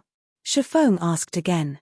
In truth, he was not confident in obtaining the water of life. If players wished to purchase the water of life from the Twilight Temple, the prerequisite was sufficient status among humans. As to what degree of status, even Shifeng was unsure. However, characters like Weissman, the controller of a city, could definitely purchase some. Shifeng was not a city lord, so if he wished to purchase the water of life, he could only try his other identities. If it were not possible to obtain any, he would have to look for other assistants to help him with the crusade quest instead. After he gained sufficient status in the future, he would return and purchase water of life. After some struggling, the priest finally opened his mouth and said, "Lord Viscount, with your esteemed status, you can purchase 1 drop. "Okay, I'll take it," Shifeng replied, slightly excited. However, his excitement confused the members of Zero Wing behind him. Wasn't it just a single drop of water of life? Yet, it actually caused their usually calm and indifferent guild leader to grow excited. Could this water of life possibly be an epic item? "That will be 300 gold, Lord Viscount." The priest carefully took out a small crystal vial from his pocket. Within this vial, there was a single droplet of dark blue liquid. Aqua Rose immediately revealed a shocked expression when she heard the required price of 300 gold. The others were stunned as well. However, Shifeng was not surprised by this price. Instead, he handed over 300 gold to the priest without hesitation. His actions even seemed a little impatient. Aqua Rose was speechless when she heard the price for a drop of water of life. There was not a single guild in God's domain that could possibly afford such an amount. Hence, when she saw Shifeng hand over 300 gold to the priest, her disbelief was overwhelming. Although Aqua Rose had long since known that Shifeng was rich, she never thought his fortune was this vast. No wonder guild leader said that 30 gold was cheap before. Snow Goose finally understood Shifeng's words back at the Adventurers Association. Indeed, compared to 300 gold, the 30 gold deposit for the Guild Crusade quest was nothing. With 300 gold, one could fully arm a 100-man elite team with mysterious iron equipment. In the end, just how deeply hidden is this guy? Just how much do I not know about Zero Wing? Aqua Rose shifted her gaze to Shifeng, a complicated feeling possessing her heart. If Lone Tyrant of Darkstar knew about this, he would definitely regret making an enemy out of Zero Wing. Wars between guilds were mainly competitions in financial power. Meanwhile, by showing off its own financial power, Darkstar had simply shown off its slight skill in front of an expert. However, what Aqua Rose did not know was that Darkstar could have caused Shifeng some significant problems had they really annihilated Zero Wing's core team. After all, Blackie wielded an epic ranked staff. The others also possessed excellent dark gold items. If Darkstar had managed to obtain these items, the consequences would have been unimaginably dire. After Shifeng obtained the Water of Life, he hurried over to a simple and crude-looking house located in the slums of White River City. In this house lived a middle-aged man with only a single arm. Originally, this man had been a powerful Tier 2 swordmaster. However, during the Great Demon War, he had lost one of his arms, and subsequently, his strength deteriorated, reverting to an ordinary citizen. This man was Kite. Even before he had lost his arm, Kite had not been very famous in Star Moon Kingdom. After all, he was simply a Tier 2 swordsman, something common. The reason Shifeng had come for Kite was mainly that of his potential. 5 years after God's Domain had officially launched, Kite had another name. Windbreaker. Nobody would have thought that a one-armed man living in the slums of White River City would, after becoming the personal guard of a player, one day grow to become a Tier 5, titled Sword Saint. The more shocking matter was the fact that the owner of this Windbreaker was actually just an independent player with subpar techniques, and this player was simply a lifestyle player. However, due to the presence of this Tier 5, titled Sword Saint, this insignificant, independent player had actually become an existence that nobody dared to provoke casually. The same went for the first-rate guilds at that time. Many first-rate guilds and super guilds had also offered astronomical prices in order to recruit this independent player. Moreover, the prices they offered were much higher than what they would usually offer when recruiting a Tier 5 expert. The reason being, NPCs were different from players. NPCs of the same rank were much more powerful than players, not to mention a Tier 5 Sword Saint that received a title. Kite's strength far surpassed other ordinary Tier 5 Sword Saints. If ranked according to tiers, a title Sword Saint could be considered a Tier 5 class, and only Tier 6 God-ranked players could possibly suppress this Windbreaker. Esteemed Lord Viscount, how may I be of service to you? Kite asked in a tone that was neither servile nor overbearing when he saw Shifeng entering his house. Although he had become a cripple with low status, his bearing was completely different when compared to the priest back at the Twilight Temple. You're tuning in to the Celestial War YouTube channel. Don't forget to subscribe and join us on this journey to catch the most captivating stories,